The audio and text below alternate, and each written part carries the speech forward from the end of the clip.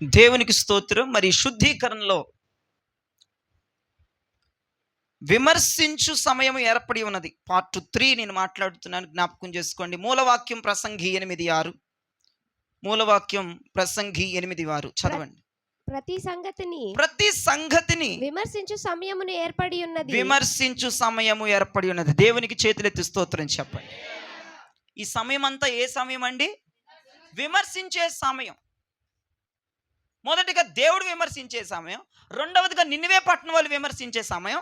ఈ రాత్రి ఎవరు విమర్శిస్తారో మనల్ని వాక్యములోనికి వెళ్ళిపోదాం. మత్తయి సువార్త 12వ అధ్యాయం 42వ వచనం. విమర్శ సమయమున దక్షిణ దేశపు రాణి ఈ తరము వారితో నిలవబడి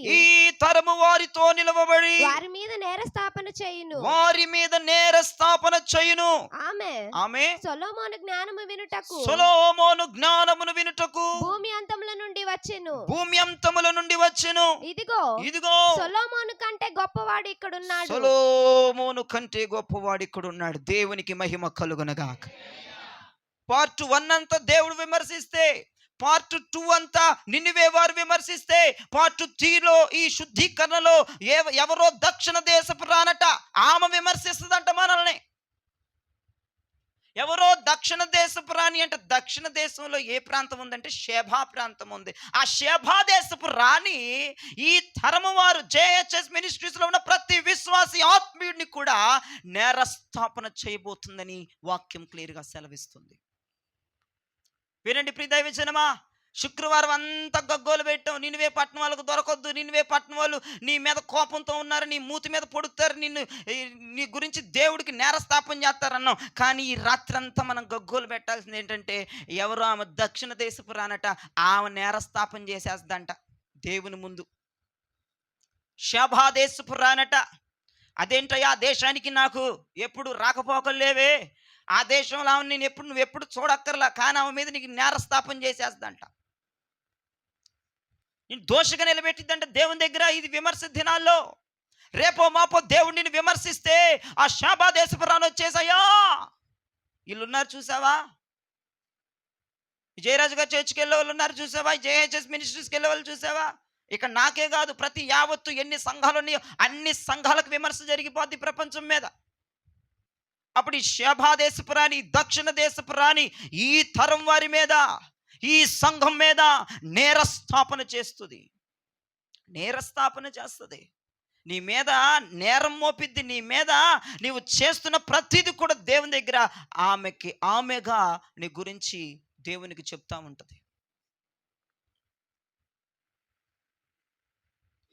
నీ అత్తో, నీ మామో, లేదంటే నీ తల్లో, లేదంటే నీ సుటరికాలో కాదు రేపు దేవునికి చెప్పేది. ఎక్కేసి చెప్పక్కర్రా, నీ గురించి ఉన్నదే చెప్పిద్ది షేబా దేశపు రాణి. ఎక్కడ చూడు, వీళ్ళ మీద దృష్టి పెట్టి ఫస్ట్ వాళ్ళ మీద వదిలేయి. పొద్దుగూకలు వాళ్ళ మీద కన్ను వేయటం వదిలేసి ఈ షేబా దేశపు రాణి ఆ నినివే పట్టణం వల్ల పట్టుబట్టు. వాళ్ళ నోరులు మూపించేటువంటిగా బతుకు ఇక్కడ. దేవునికి స్తోత్రం చెప్పండి. వాళ్ళ నోరు మూపించేటట్టుగా నువ్వు బతకాలి భూమి మీద. వాళ్ళ నోరులు మూపించుకుంటూ నువ్వు బతికావనుకో, వాళ్ళ నోరులు తెరిచి విమర్శ దినమంది నీ మీదకి చెప్పని కాడికి చెప్తారు. ఇక అంతే. ఇప్పుడు ఏమైపోతావు? నీ భక్తి ఏమైపోద్ది? ఈమెవరో దక్షిణ దేశపు రానట. నేను చదువుతున్నా చూడండి, మత్తయి 12:42. విమర్శ సమయమున దక్షిణ దేశపు రాణి ఈ తరము వారితో నిలవబడి, జేహెచ్ఎస్ మినిస్ట్రీస్తో నిలవబడి వారి మీద నేరస్థాపన చేయును. ఆమె సొలొమోను జ్ఞానము వినుటకు భూమి అంతముల నుండి వచ్చెను. ఇదిగో సొలొమోను కంటే గొప్పవాడు జేహెచ్ఎస్ మినిస్ట్రీస్లో ఉన్నారు. చేతులెత్తి ప్రభుకు. ఈమె ఎవరంటే ఒక అన్యురాలు. మీరు ఆ పోస్టర్లో చూసుంటారు, నేను పెట్టిన పోస్టర్లో. ఆమె ఒక అన్యురాలు. ఆత్మీయురాలు కాదు. ఆమె ఒక విశ్వాసి కాదు. ఆమె ఒక అన్యురాలు. ఈమె ఈ తరం వారి మీద ఏం చేస్తుందంట? నేరస్థాపన, విమర్శ చేసిద్దంట.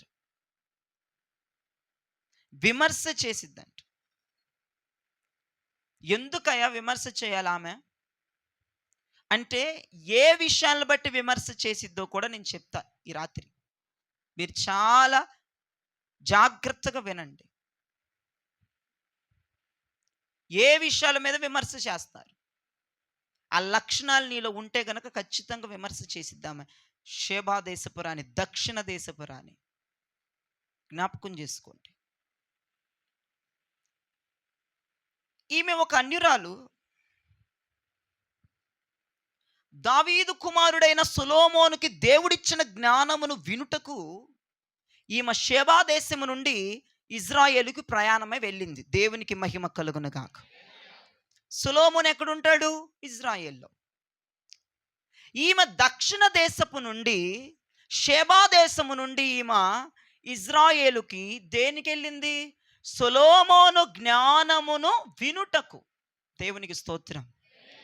సొలొమోను జ్ఞానవాక్కులను వినుటకు షేబా దేశము నుండి, దక్షిణ దేశము నుండి ఇజ్రాయేలుకు ప్రయాణమే వచ్చింది. ఏమండి, మీకులాగా ఇంటి పక్కన కాదు ఇజ్రాయేల్. ఇప్పుడు ఈ గిరిపురం నుండి న్యూ రాజరాజేశ్వరపేటకి భక్తులు చెప్పండి ఎన్ని కిలోమీటర్లు ఉంటాయో? ఇక్కడ నుంచి న్యూ రాజరాజేశ్వరపేట ఏంటో? దేవుని స్తోత్రం. 10, 8 అన్న కూడా చెప్పి 8 కిలోమీటర్లట. ఎక్కడి నుంచి? గిరిపురం నుంచి న్యూ రాజరాజ్. అక్కడి నుంచి ఇక్కడికి 9, 8 వస్తుంది. దేవునికి స్తోత్రం. ఎక్కడి నుంచి అక్కడికి, అక్కడి నుంచి ఇక్కడికి 9 కిలోమీటర్ల లోపే. కానీ ఏమా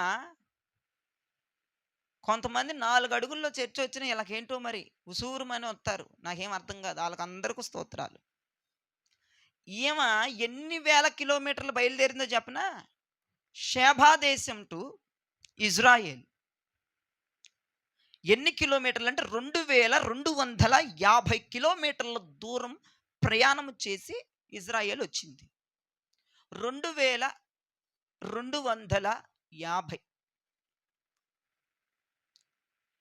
ఒక్కొక్కరిని చూస్తే నాకు అనిపిస్తుంది చర్చి నేను తీసుకెళ్ళి అక్కడ అడవుల్లో పెట్టినట్టుగా. చాలామంది అన్నారు నన్ను, న్యూ రాజరాజేశ్వరపేట దాకా ఎందుకు బాబు, ఆ ఇంటి పక్కన హైవే మీద పెట్టాలని చర్చి నేను నన్ను అన్నారండి. 2250 కిలోమీటర్లు బయలుదేరొచ్చు. ఎందుకు? సొలొమోను జ్ఞానవాక్కులు వినటానికి. మరి ఇందుకు కాదా ఆమె నీ మీద రెడీగా ఉంది కంకణం కట్టుకొని విమర్శించడానికి? ఇది చర్చి కంటే చాలయ్యా బాబు, ఇది పెద్ద ఏంటో మరి 500 కిలోమీటర్లు ఉన్నట్టు చేస్తుందని చెప్పింది రేపటి రోజు నీ మీద. అంత భారంగా వస్తావు నువ్వు చర్చికి, నాకేం అర్థం అవుతుంది. ఎక్కడండి చర్చి? అంత చర్చిని మానేయటానికి. కొంతమంది బుధవారాలు ఇళ్ళ దగ్గర ఉన్నారు, శుక్రవారాలు ఇళ్ళ దగ్గర ఉన్నారు, వారందరికీ నా వందనాలు. మరి చర్చి నేను అక్కడ అడవుల్లో, నల్లమల్ల అడవుల్లో ఏదో ఫారెస్ట్లో పెట్టినట్టు చేస్తున్నారు ఒక్కొక్కరు. అయితే ఏం పని లేదుగా, వచ్చి 4 మాటలు వినొచ్చుగా చర్చికి వచ్చి. ఎబ్బే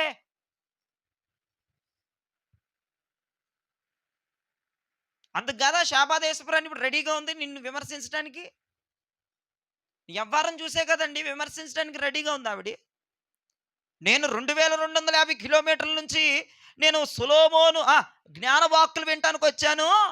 సొలొమోను కంటే గొప్పోడు జేహెచ్ఎస్ మినిస్ట్రీస్లో ఉంటే దీనిలో పక్కన పెట్టుకొని రాలేకపోతుందని నీ గురించి చెప్పిద్దట. మరి ఎంత బాగుందా విమర్శ?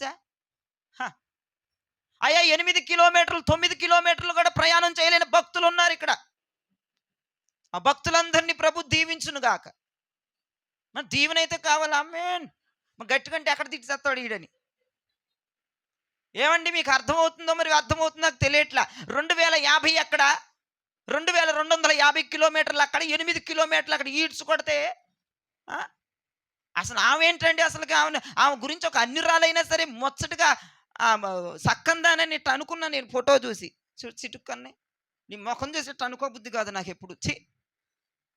అన్యురాలైనా ముచ్చటగా చక్కగా ఉంది. అదేంటయ్యా ఎండినగల ఆభారాలు పెట్టింది, దాన్ని ఎట్టిట్ట అంటావు నన్ను అనకుండా. నువ్వు అన్ని దొంగే కదా, నీ గురించి నాకు తెలిసిందేముంది? ఆమె వెండి నగర ఆభరణాలు వేసేసిన ఆమె గురించి ఇట్ట అంటానికి నా మనసు ఎందుకో ఉరికెత్తిందనమాట. నిన్ను చూస్తే వాంతి వస్తుంది నాకు. అసలు అంత వికారంగా పెడతావు మందిరానికి రామంటే.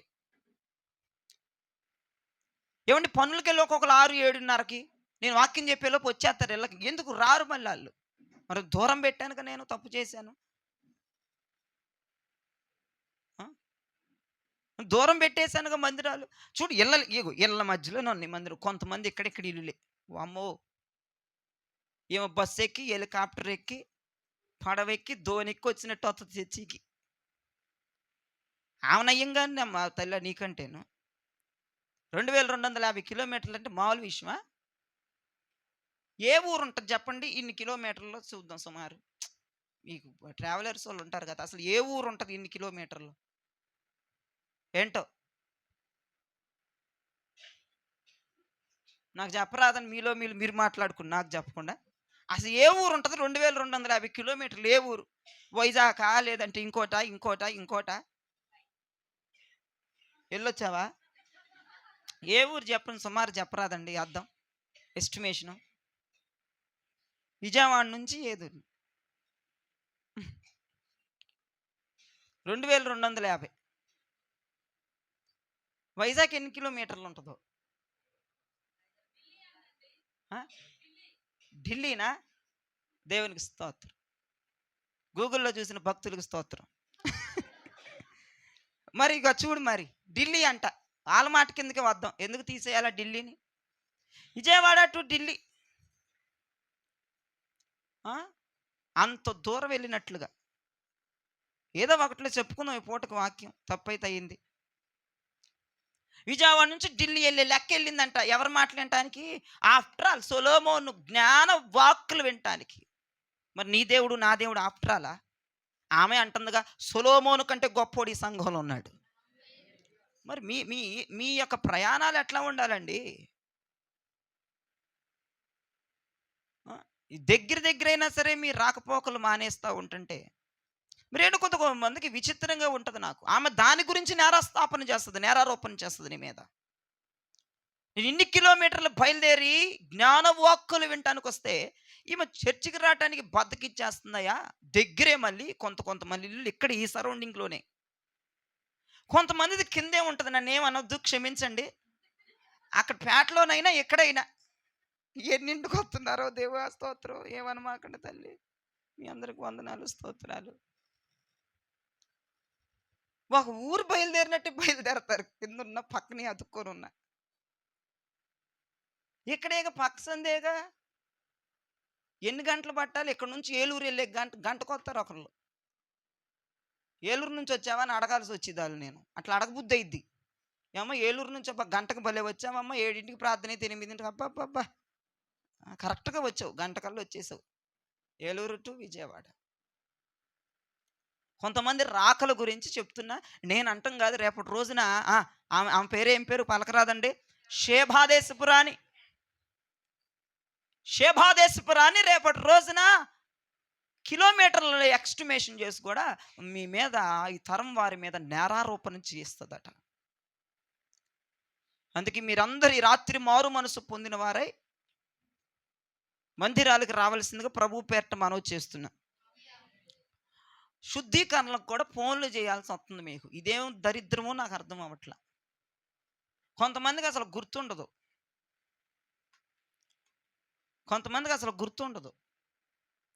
శుద్ధీకరణ అని కూడా గుర్తుండదు.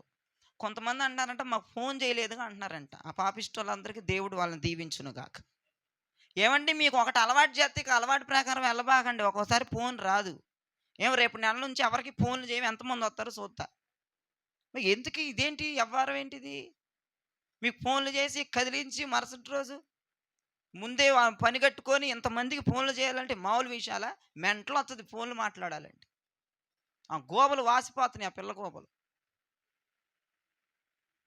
మళ్ళీ టక్కుని చెప్పి కట్టేస్తా, అదిగో టక్కుని చేసి కట్టేసింది, నేను ఎందుకు వెళ్తాను?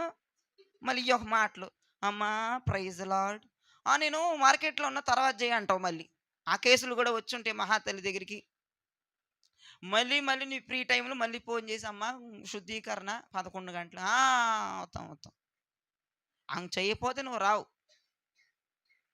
ఈ షాబాదేశపు రాణి గారు రేపు అసలు నెల ఒక మాట ట్రైలే, రేపు నెల చేయబాకు, దేవునికి స్తోత్రం, చూద్దాం, చేయమాకు, చూద్దాం అన్నట్టు ఉంటుంది. నా బతుకట్టు చేస్తారు మీరు.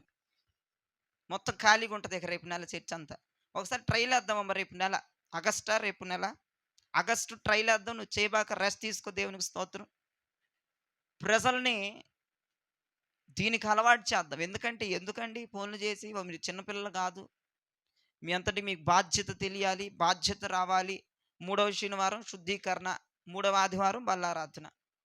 బాధ్యతగా బండ గుర్తు పెట్టుకోవాల్సిందిగా ప్రభు పేరట మనవి చేస్తున్నా. మీకు ఒక విజ్ఞప్తి, పోస్టులు వస్తాయి, అదన్నా చూసుకోండి. ఫోన్లు చేయరు, అర్థమవుతుందా?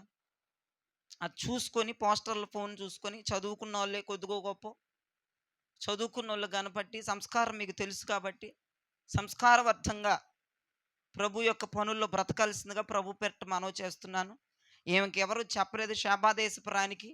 ఆమె ఆఫ్టర్ ఆల్ సొలొమోను జ్ఞానవాక్కులు వినటానికి 2250 కిలోమీటర్లు బయలుదేరి ఆమె వచ్చింది. దేవునికి స్తోత్రం.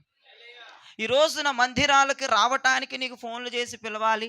శుద్ధీకరణ నీకు ఫోన్ చేసి పిలిస్తే నువ్వు వస్తావు. బుధవారం కానీ శుక్రవారం కానీ ఇళ్ళ దగ్గర ఉంటే రెస్ట్ తీసుకుంటారు, కానీ మందిరానికి వచ్చి 2 గంటలు కూర్చొని దేవుని వాక్యాలు వినరు మీరు. కాబట్టి నీ మందిరం 4 అడుగులేనని 8 కిలోమీటర్లేనని నువ్వు అర్థం చేసుకుంటే దేవుడు నిన్ను ఆశీర్వదిస్తాడు. ఈ రాత్రి ఈ శుభతరుణం ఇది. 2250 పక్కన 8 కిలోమీటర్లు పెట్టి వస్తుంది రేపటి రోజున శాబాదేశపురాన్ని. నిన్ను వస్తుంది అంతే. నేను చెప్తున్నానుగా, పచ్చిగా ఊసిద్ది నిన్ను దేవుని ముందు అని. ఇక 4 అడుగులు ఎత్తే వచ్చే వాళ్ళని ఇంకా బేబచ్చంగా చెప్పిద్ది నీ మీద. మాత్రం మామూలుగా చెప్పదు. ఆమెను ఆపలేము, నేను కూడా ఆపలేను ఆమెని. మరి నాది నేను చూసుకోవాలి కదండి. ఆమెను ఎక్కడ ఆపుతాం? అప్పుడు నీ సైడ్ అయిపోతాను. శాబాదేశపురాన్ని చూస్తే నా భయం లేదు. ఆమె విమర్శించడానికి నిలబడింది అక్కడ. నీకు చాక్లెట్ ఇవ్వడానికి కదా అక్కడ నిలబడేది, నీ మీద నేరస్థాపన చేయడానికి. ఆలోచించండి. మందిరాలకి శ్రద్ధ లేకుండా రాకుండా ఇళ్ళ దగ్గర కూర్చునే వాళ్ళకి, మందిర క్రమాలు తెలిసి కూడా భయం భక్తి లేకుండా రాకుండా ఇళ్ళ దగ్గర కూర్చునే వాళ్ళకి కిలోమీటర్లు వేసి మరీ చెప్పిద్దంట. ఇప్పుడే నేను అడిగాను, గిరిపురం టు రాజరాజేశ్వరపేట 8-9 లోపు ఉంటున్నాయి కిలోమీటర్లు. ఏం పెద్ద పోయిందని.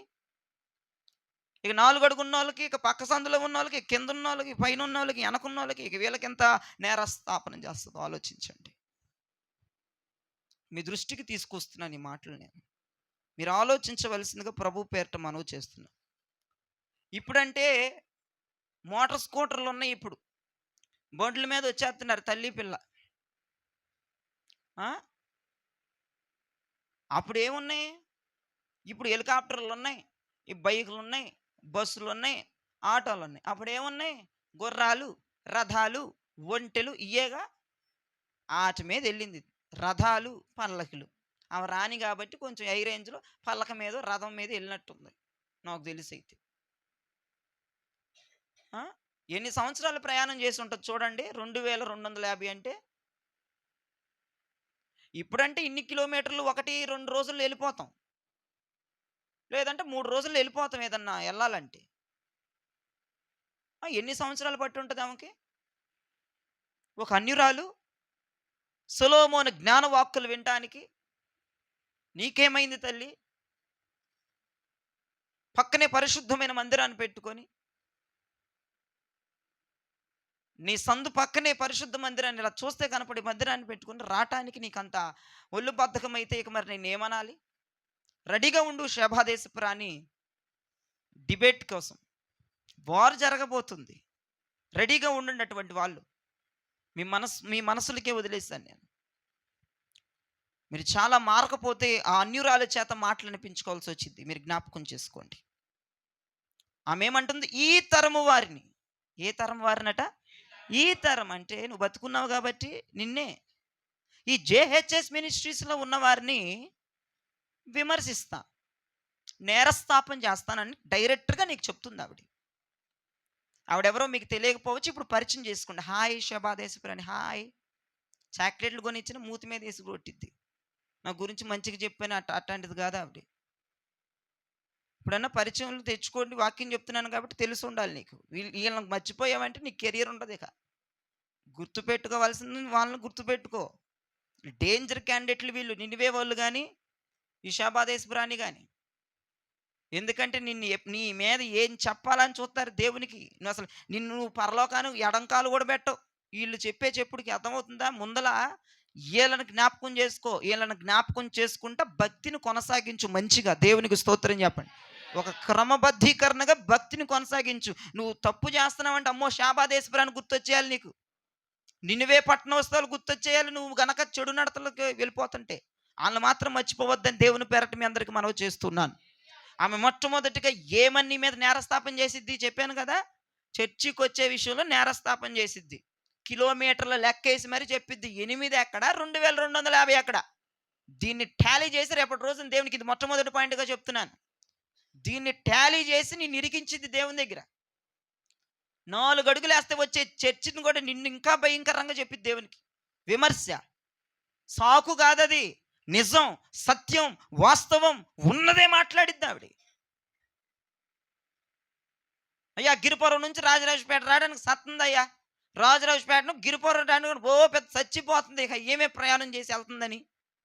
మరి నేనేంటయ్యా, ఆఫ్టర్ ఆల్ సొలొమోను జ్ఞానవాక్కులు వినటానికి 2250 నుంచి కిలోమీటర్లు వచ్చాను నేను. ఒంట్ల మీద ఏదో రథాల మీద నాకు తగినట్లుగా వాహనాన్ని సిద్ధపరచుకొని వచ్చాను. కొన్ని సంవత్సరాలు పట్టింది. కానీ వీళ్ళకేమైందయ్యా అని నీ మీద రేపటి రోజున విమర్శ దినాలు కదా ఇవన్నీ నేరస్థాపన చేసిద్దంట. కిలోమీటర్ల నుంచి జ్ఞాపకం చేసుకోవాల్సిందిగా. ఈ తరం వారి మీద, ఏ తరం వారి మీద? ఈ తరం వారు ఎలాంటి వాళ్ళు చెప్పనా? మీరు ఎలాంటి వాళ్ళు చెప్పనా? మంచి మాటలు బైబిల్లో ఉన్నాయి. దేవుడు ముందుగానే రాసేశారు మీ గురించి. సామెతలు 30వ అధ్యాయం 13వ వచనం చూడండి. ఈ తరం వారు ఎలాంటి వాళ్ళో దేవుడు చెప్తున్నాడు. సామెతలు 30:13. కన్నులు నెత్తికి వచ్చిన వారి తరము కలదు. నా వైపు చూడేక తీసిందాల్లో చూడక బుల్లో అక్కడ చదివేసి ఆ పావు గంట అయ్యింది. కన్నులు నెత్తికి ఎక్కిన వారి తరము ఇది. మీ కళ్ళు ఎక్కడున్నాయి? ఇదిగో అవి కళ్ళ లోయల. నీ కళ్ళు నెత్తికెక్కినాయిగా. ఈ తరం ఏంటండి? నెత్తికెక్కిన కళ్ళు నెత్తికెక్కిన తరం అంటే ఇది. మనం ఎవరినంటాం? వాయు వరసలు లేకుండా తిరిగే ఉన్నారు కళ్ళు నెత్తికెక్కినాయా అంటాం. చిన్న పెద్ద అమ్మ తేడా తెలియకుండా మాట్లాడిన కళ్ళు నెత్తికెక్కినాయా అంటాం. అడ్డగోలుగా మాట్లాడేవాడిని కళ్ళు నెత్తికెక్కినాయా అంటాం. న్యాయం, ధర్మం, నీతి తప్పి ప్రవర్తించేవాడిని కళ్ళు నెత్తికెక్కినాయా అంటాం. ఈరోజు మీ కళ్ళని నెత్తికెక్కలేదన్నారు దేవునికి స్తోత్రం చెప్పండి. అక్కడ ఉంటే వాక్యం నెరవేర్చుచున్నారు. దేవుడు మిమ్మల్ని దీవించునుగాక. మరి సామెత 30:13 నీ తర్వాత చేయాలంటే అది ఎంత బాగా వాక్యాన్ని జరిగించుచున్నారు ప్రియ దైవజనమా. రాకడ దినముల జీవ కిరీటముల కొరకు మీ తలలు వంచుడి. తల నరికి అవతలేస్తాడు, అంత అయిపోద్ది, పేడ వదిలిపోద్ది. సామెతలు 30:13 మా సంఘం బాగా జరిగిస్తున్నందుకు నేను రేపు ఉదయము మరి కూల్ కేకు కొయ్యాలని ఆనందించుచున్నాను. ఎవరన్నా 10 రూపాయలు వేస్తే కూడబెట్టుకొని పెద్దదే తెచ్చి అంబోతుల్లాగా పడిపోదాం కేకుల మీద. దరిద్రమైన ఇయ్యండి చేసేది చండాలమైన. ఈ వాక్యం చేసుకుంటా మురిసిపోతావా? సామెతలు 30:13 భలే చేస్తున్నావే. కళ్ళు నెత్తికెక్కిన తరం శాబాదేశపురాన్ని అంటుంది. అయ్యా ఈ తరం వారి మీద నేను నేరస్థాపన చేస్తా. ఏ తరం అమ్మ ఇది అంటే దేవుడు అడిగితే అంటదంట, ఇది కళ్ళు నెత్తికెక్కిన తరం అయ్యా. వాయు వరుసలు తెలియదు తిరిగి చేస్తున్నారు మంద. ఇది కళ్ళు నెత్తికెక్కిన తరం. ఇది చిన్నపిల్లలు పసి కందులను కూడా చూడకుండా అత్యాచారాలు చేస్తున్నారు, మానభంగాలు చేస్తున్నారు. ఇది కళ్ళు నెత్తికెక్కిన తరం. ఇది ఆలోచించండి. ఈ తరమును మీరు గమనిస్తే కళ్ళు నెత్తికెక్కిన తరంగా నీతిని, న్యాయాన్ని, ధర్మాన్ని తప్పి ప్రవర్తిస్తూ నీ కళ్ళు నెత్తికెక్కినాయి. నీ కళ్ళు ఎప్పుడో నెత్తి మీదకి వెళ్ళిపోయినాయి. నీతిని పాటించు, న్యాయాన్ని పాటించు, ధర్మాన్ని పాటించు.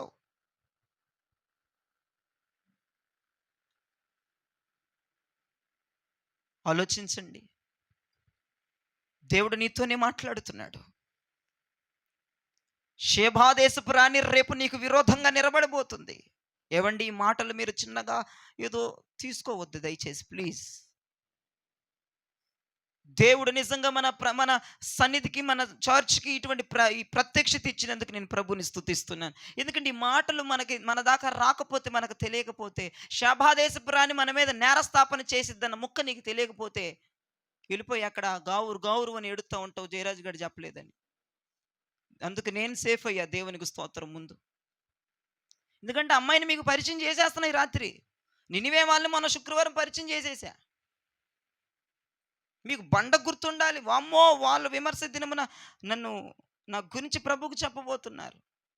దీని కళ్ళు నెత్తికెక్కాయ్యా, వీడి కళ్ళు నెత్తికెక్కిని. ఎన్ని ప్రసంగాలు వింటున్నారు, వీళ్ళ కళ్ళు నెత్తికెక్కి ప్రసంగిస్తున్నారు, ప్రవర్తిస్తున్నారని షాబాదేశపు రాణి నీ మీద నేరస్థాపన చేసిద్దట. ఇంకా చూడండి తరం ఎటువంటిదో. సామెతలు 30వ అధ్యాయం 12వ వచనం ఒక్కసారి చూడండి. తమ దృష్టికి తాము శుద్ధులై తమ మాలిన్యము నుండి, మళ్ళొక్కసారి తమ దృష్టికి తాము శుద్ధులై తమ మాలిన్యము నుండి కడుగబడని వారి తరము కలదు. ఈ తరం ఎటువంటిదంటేనండి, నా వైపు చూస్తే మంచిగా వినపడుతుంది, మీకు అర్థమైద్ది. ఈ తరం ఎటువంటిదంటే వాళ్ళ దృష్టికి తాము శుద్ధులై.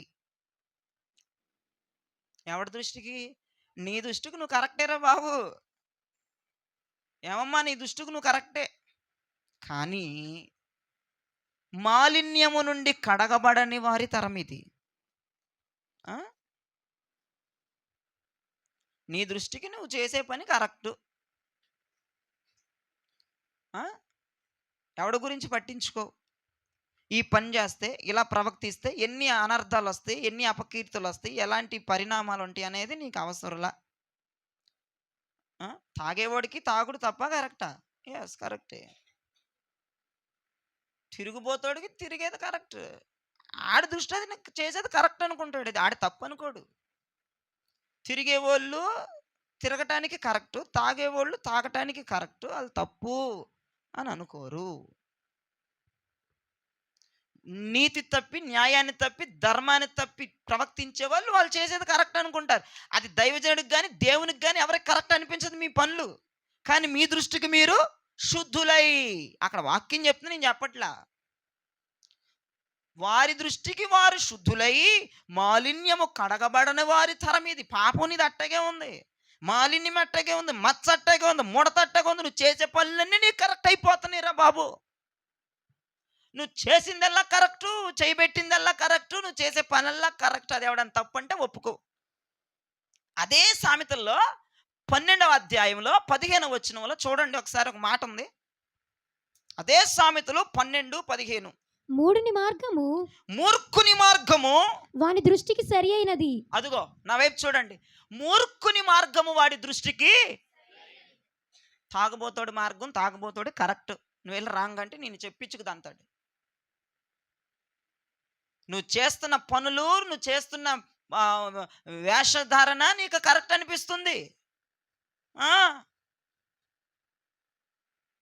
మాలిన్యం అలానే ఉంది, మౌరు మనసులేనితనం అలానే ఉంది, మరొక డాగు మచ్చ అట్లాగే ఏడ్చింది. నువ్వు చేసే పనులు నీకు కరెక్ట్గా అనిపిస్తున్నాయి. ఆలోచించండి. మూర్ఖుడు మార్గము వాని దృష్టికి సరి అయినది. నీ మార్గములు నీకు కరెక్ట్ అనిపిస్తున్నాయా?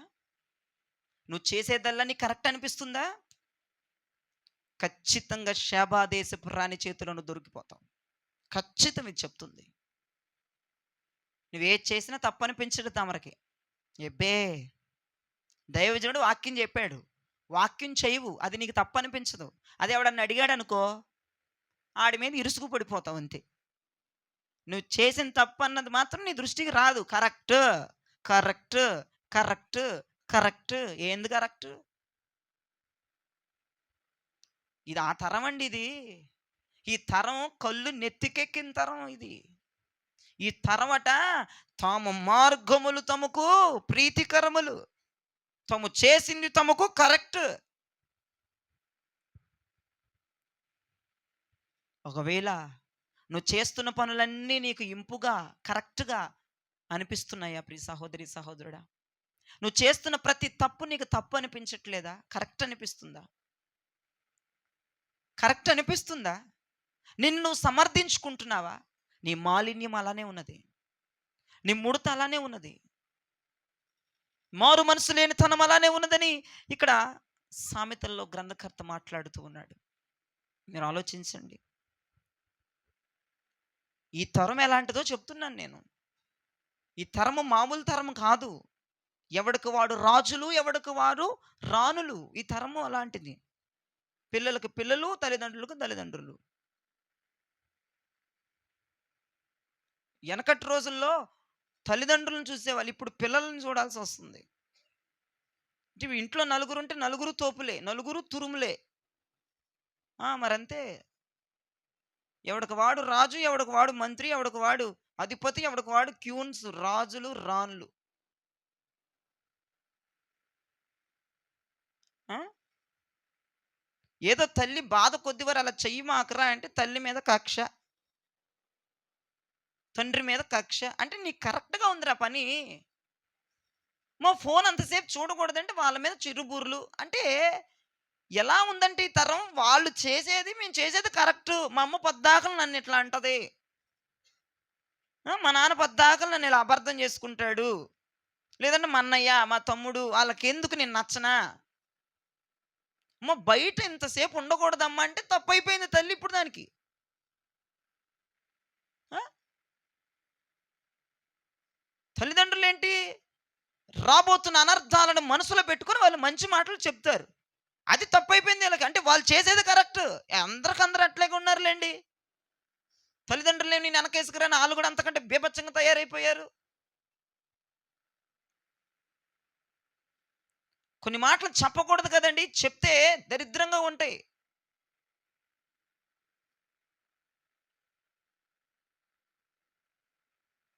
భార్యతో ఉండవలసినటువంటి వాడు ఎవరితోనో తిరుగుతా ఉంటాడు. అది వాడు కరెక్ట్. యెస్, నేను తప్పు చేయట్లేదు. నేను మగాడిని, నేను కరెక్ట్ చేస్తున్నాను. భూమిని నింపుతూ ఉన్నాను. నింపరా నింపు సావా భూమిలో నింపి. అది ఎప్పుడో చెప్పాడు దేవుడు ఆ మాట. ఇన్ని కోట్ల మంది సత్తే నువ్వు నింపేదేంటి భూమిని? నీ తలకాయ్. తిరిగేవాడికి తిరుగుడు కరెక్ట్ అండి. తాగేవాడికి తాగుడు కరెక్ట్ అండి. గుటకాలు, పాన్ పరాకులు ఇవన్నీ వేసేవాడికి అది కరెక్ట్ అండి. నువ్వు తప్పని చెప్పించుకుని అంతాడు నిన్ను. ఎవడ బాగున్నాడు, ఎవడ సక్కగున్నాడండి ఈ రోజుల్లో. పెద్ద చెప్పొచ్చిందిరా నువ్వు పత్తిత్తువా అంటారు ఏమన్నా అంటే. నువ్వేంటి చెప్పేది మాకు? ఆలోచించండి ఒక్కసారి. చేసేటప్పుడు చండాలం అనిపించదే మీకు? నీతిని, న్యాయాన్ని, ధర్మాన్ని తప్పి కళ్ళు నెత్తికెక్కిన వారిగా నువ్వు చేసే పనులన్నీ కరెక్ట్, కరెక్ట్, కరెక్ట్, కరెక్ట్ నీకు తప్పనిపించట్లేదు. ప్రార్థన చేయకుండా పడుకుంటే నీకు తప్పనిపించదు. ప్రార్థన చేయకుండా పడుకున్నావనేది నీకు తప్పనిపించదు. చర్చికి రాకపోతే నీకు తప్పనిపించదు. బల్లారాధనలో పాలు భాగస్తులు అవ్వకపోతే అది నీకు తప్పనిపించదు. కరెక్ట్. అవునండి, మా పనుంది, మాకు జాబ్ ఉంది, అందుకే రాలేదు. ఏంటి ఇప్పుడు? దానికేనా? నా మీద పడి ఏడవటం కాదు. నీ మంచి కోసం చెప్తున్నా నేను. ఎందుకు తిడతాము, ఎందుకంటాం పొద్దుగూకుల వాక్యంలో నీ మంచి కోసం. పొద్దుగూలు నా మీద పడి ఏడవబాకండి ఇళ్ళ దగ్గర. అర్థమవుతుందా? ఎందుకు శుద్ధీకరణకు రమ్మంటాం? నేను వర్షమైనా రండి అని చెప్పా. ఇదేంటో ఆకాశం మూతపడింది ఈరోజే, దేవునికి స్తోత్రం. మూతపడకూడదు, కొండపోతంగా కురవాలని ప్రార్థన చేస్తే నాకే టెండర్ వేశారు మీరందరూ కలిసి. ఈరోజే మూత పడిపోయిందంటే మీ అవ్వరాలు చూద్దామని. వర్షం పడితే ఒక్కరు రారని దేవుడే మూత పెట్టేశాడు.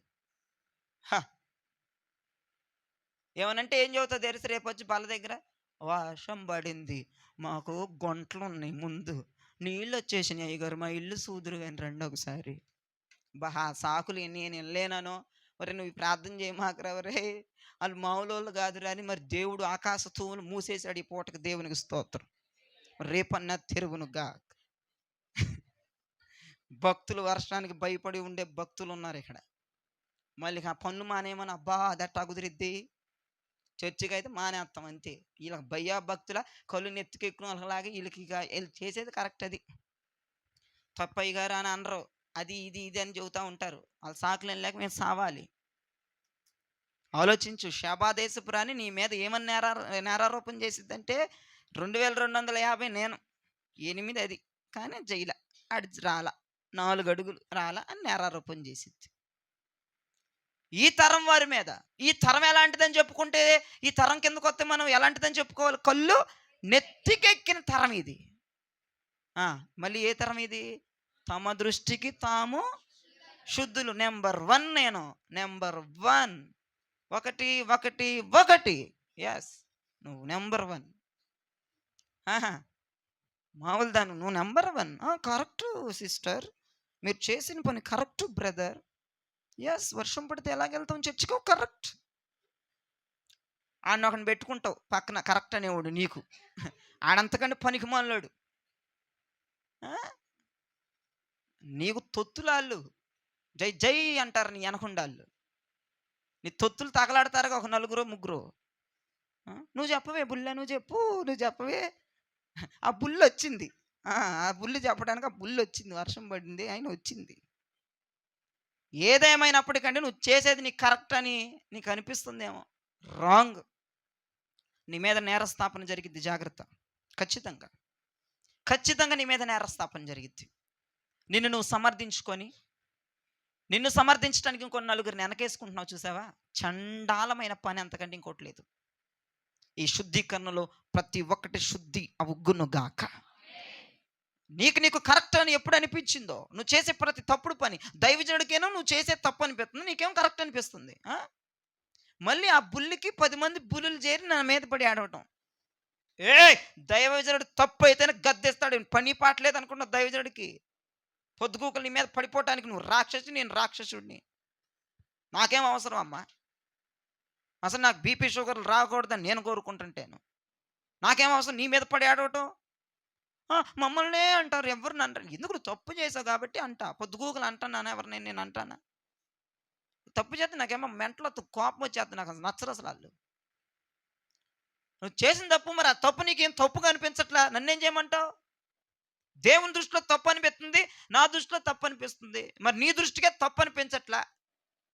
ఈ తప్పు అనిపించిన వాడికి ఇంకో 4 బుల్లులు చుట్టూరా భజన. మరి వాళ్ళు లేకపోతే అట్ట పొద్దున్న లేచి ఈమె మరి రూసుకుండేది బూడిద. మరి ఆమె మరి ఏమో మాట్లాడకపోతే నాకెళ్ళి మాట్లాడితే మరి కోపం రాదు వాళ్ళకే? జస్ట్ వరకనే ఉత్తుత్తి అయ్యి నమ్మవాకండి బుల్లులు నీ చుట్టూ చేరే వాళ్ళని. నువ్వు ఎక్కడ మాట్లాడవోనని వాళ్ళు ఏదో ఒక మాట వేస్తా ఉంటారు. టపాకాయ ఏం లేదు అక్కడ. నువ్వంటే లోపల దేశమే. గుర్తుపెట్టుకో, నేను చెప్పేది వాస్తవాలు. నా మాట 4 మాటలు కాదు. దైవజనుడు మాట వింటే 10 కాలాల పాటు చల్లగా ఉంటావు. దేవునికి స్తోత్రం చెప్పండి. బతికే కాలం అయితే చల్లగా ఉండి ప్రభు దగ్గరికి వెళ్తావు. నా మాట వినరుగా. నా మాట ఎందుకు వింటారు మీరు? మీకు జై జయలు డప్పులు తొత్తులే మీకు గ్రేట్. ఇంతవరకు నువ్వు చేసేది ప్రతిదీ నీకు కరెక్ట్ అనిపిస్తుందేమో, నువ్వు ఖచ్చితంగా రేపటి రోజు నేరస్థాపనలోకి వచ్చేస్తావు. ఖచ్చితంగా శబాదేశపు రాణి రెడీగా ఉంది నీ మీద చెప్పడానికి. నువ్వు చేసిందల్లా నువ్వు కరెక్ట్. వాళ్ళకు తొత్తులు కూడా వస్తారు రేపటి రోజున బయటికి. వాళ్ళకి సహకరించిన వాళ్ళు, వాళ్ళ కింద మాట్లాడేవాళ్ళు, వాళ్ళందరూ కూడా రేపటి రోజున బయటకు వస్తారు. ఎప్పుడు తెలుసా? ఈ రాత్రి కనుక నువ్వు ఏడ్చి కన్నీరు కార్చి ప్రభు పాదాల మీద పడిపోయి మారు మనసు పొందకపోతే శబాదేశపు రాణి రెడీగా ఉంది. నీ తొత్తులను కూడా వెనకున్న బ్యాక్గ్రౌండ్ మొత్తం లాగిద్ది. కాబట్టి ఈ రాత్రి మారు మనసు పొందుతాం అన్న వాళ్ళందరూ చేతులు ఎత్తి ప్రభుకు స్తోత్రాలు చెల్లిద్దాం గట్టిగా. స్తోత్రం స్తోత్రం గట్టిగా.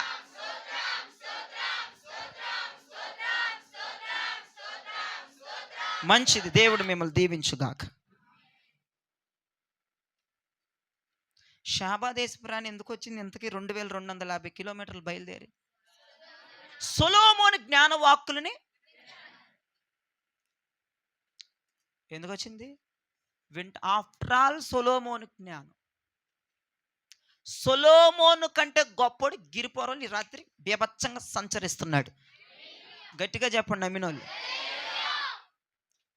సొలొమోను జ్ఞాన వాక్కులు వినటానికి శబాదేశపు రాణి అన్ని కిలోమీటర్లు బయలుదేరి వచ్చింది.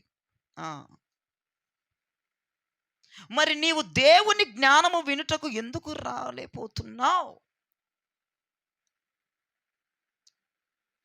దేవుని మాటలు వినటానికి నువ్వెందుకు రాలేపోతున్నావు? రెండవ మాట చెప్తున్నాను మీకు.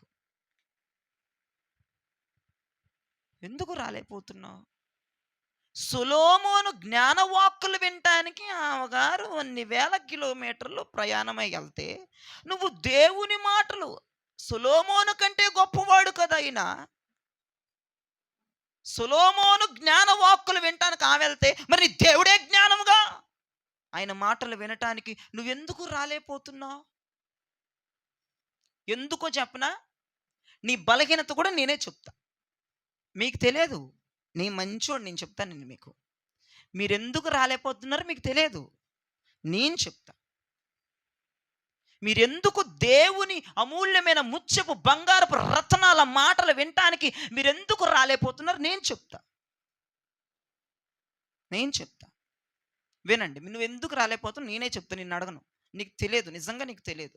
జఫన్యా 3:1-2 వచనాలు చూడండి. జఫన్యా గ్రంథం 3వ అధ్యాయం 1-2 వచనాలు. ముష్కరమైనదియు భ్రష్టమైనదియు అన్యాయము చేయునదియగు పట్టణమునకు శ్రమ అది దేవుని మాట ఆలకించదు, శిక్షకు లోబడదు, యెహోవాయందు విశ్వాసం ఉంచదు, దాని దేవుని యొద్దకు రాదు. ఆగో, దేవుని యొద్దకు నువ్వెందుకు రాలేకపోతున్నావో తెలుసా? దేవుని అమూల్యమైన మాటలు నువ్వెందుకు వినలేకపోతున్నావో తెలుసా? నువ్వు దేవుని దగ్గరికి ఎందుకు రాలేకపోతున్నావో తెలుసా? దేవునికి దగ్గరగా ఎందుకు అవ్వలేకపోతున్నావో తెలుసా?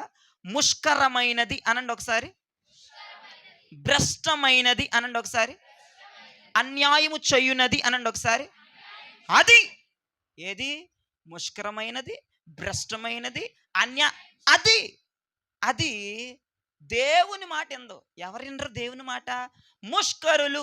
ఎవరినరు దేవుని మాట? భ్రష్టులు. ఎవరినరు దేవుని మాట? అన్యాయస్తులు.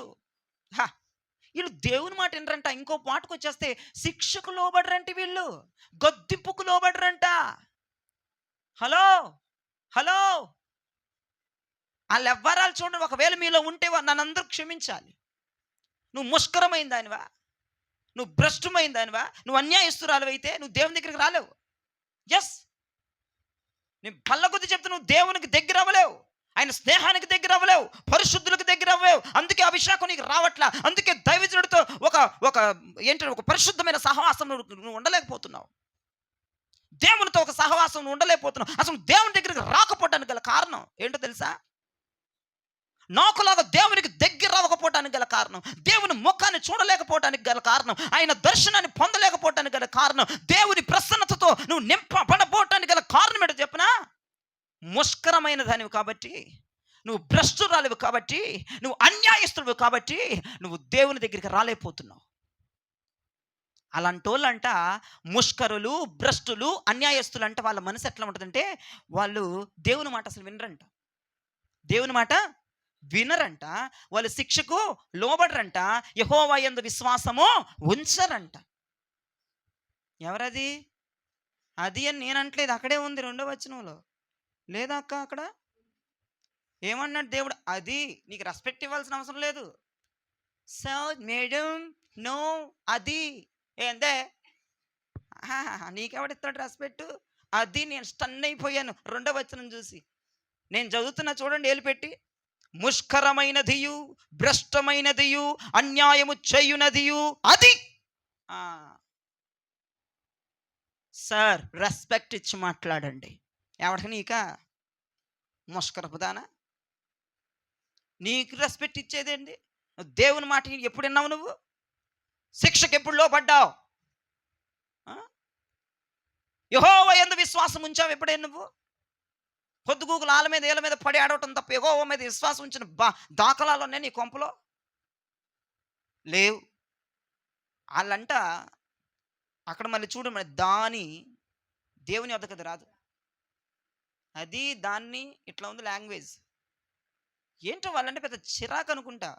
బైబిల్ కూడా వాళ్ళని రెస్పెక్ట్ ఇచ్చి మాట్లాడడానికి ఒప్పుకోవట్ల బైబిల్.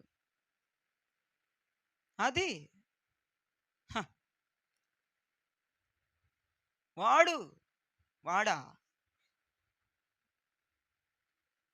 నువ్వు దేవుని దగ్గరికి రాకపోవడానికి నీలో ఉన్న బలహీనత, ముష్కరత, అన్యాయం, భ్రష్ట మనసుని. భ్రష్టులు అంటే ఏంటో తెలుసా? అన్ని తెలిసి పనికిమాల పనులు చేస్తారు కదా, వాళ్ళు భ్రష్టులు. భ్రష్టులు ఎవరండి? వాక్యమంతా తెలిసినోళ్ళు, తెలిసినా వాక్య ప్రకారం బ్రతకనోళ్ళు భ్రష్టులు.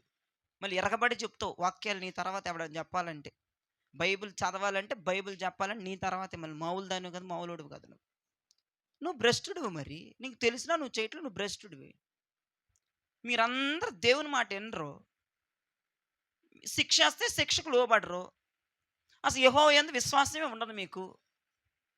ఏదైనా రోగం రాగానే ఊరు వెంబడి పడిపోతారు, అప్పులు రాగానే ఊరి మీద పడిపోతారు, బంధువుల మీద పడిపోతారు, వాళ్ళ సహాయం అడుగుతారు. ఎప్పుడన్నా నీ మొఖానికి మోకాలు వేసి చేతులు ఎత్తి ఏడ్చుకుంటూ ప్రార్థన చేసా దేవుని మీద విశ్వాసం ఉన్న దాఖలాలు ఉన్నాయి నీకు? లేవు. ఏదొచ్చినా ఊరి మీద పట్టమే, రోడ్డు మీద పట్టమే, ఈదులమ్మట తిరగటమే. ఏదొచ్చినా నీకు ఏదొచ్చినా భయమే. ప్రభు ప్రభు అంటావు, విశ్వాసమే ఉండదు, ఏడవదు నీకు.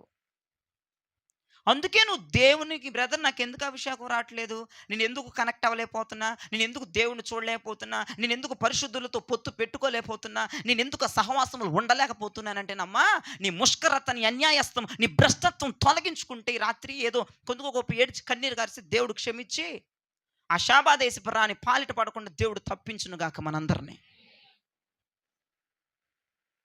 శాబాదేశపు రాని సొలొమోను జ్ఞానవాక్కులు వినటానికి వచ్చింది అంటే ఆమె ముష్కరతది కాదు, ఆమె అన్యాయస్తురాలు కాదు, ఆమె భ్రష్ట మనసు కలిగింది కాదు. కాబట్టి దేవుని దగ్గరికి వచ్చింది, సొలొమోను రాజు దగ్గరికి వచ్చింది. మరి సొలొమోను కంటే గొప్పవాడైనటువంటి యేసు ప్రభు దగ్గరికి నువ్వు రాలేకపోతున్నావు అంటే ఇప్పుడు ఏంటి కారణం? ఏంటంటే నీ ముష్కరత, నీ అన్యాయస్తు, నీ భ్రష్టత్వం. ఈ 3 కారణాల చేత మాట వెళ్ళలేకపోతున్నావు దేవుని మాట.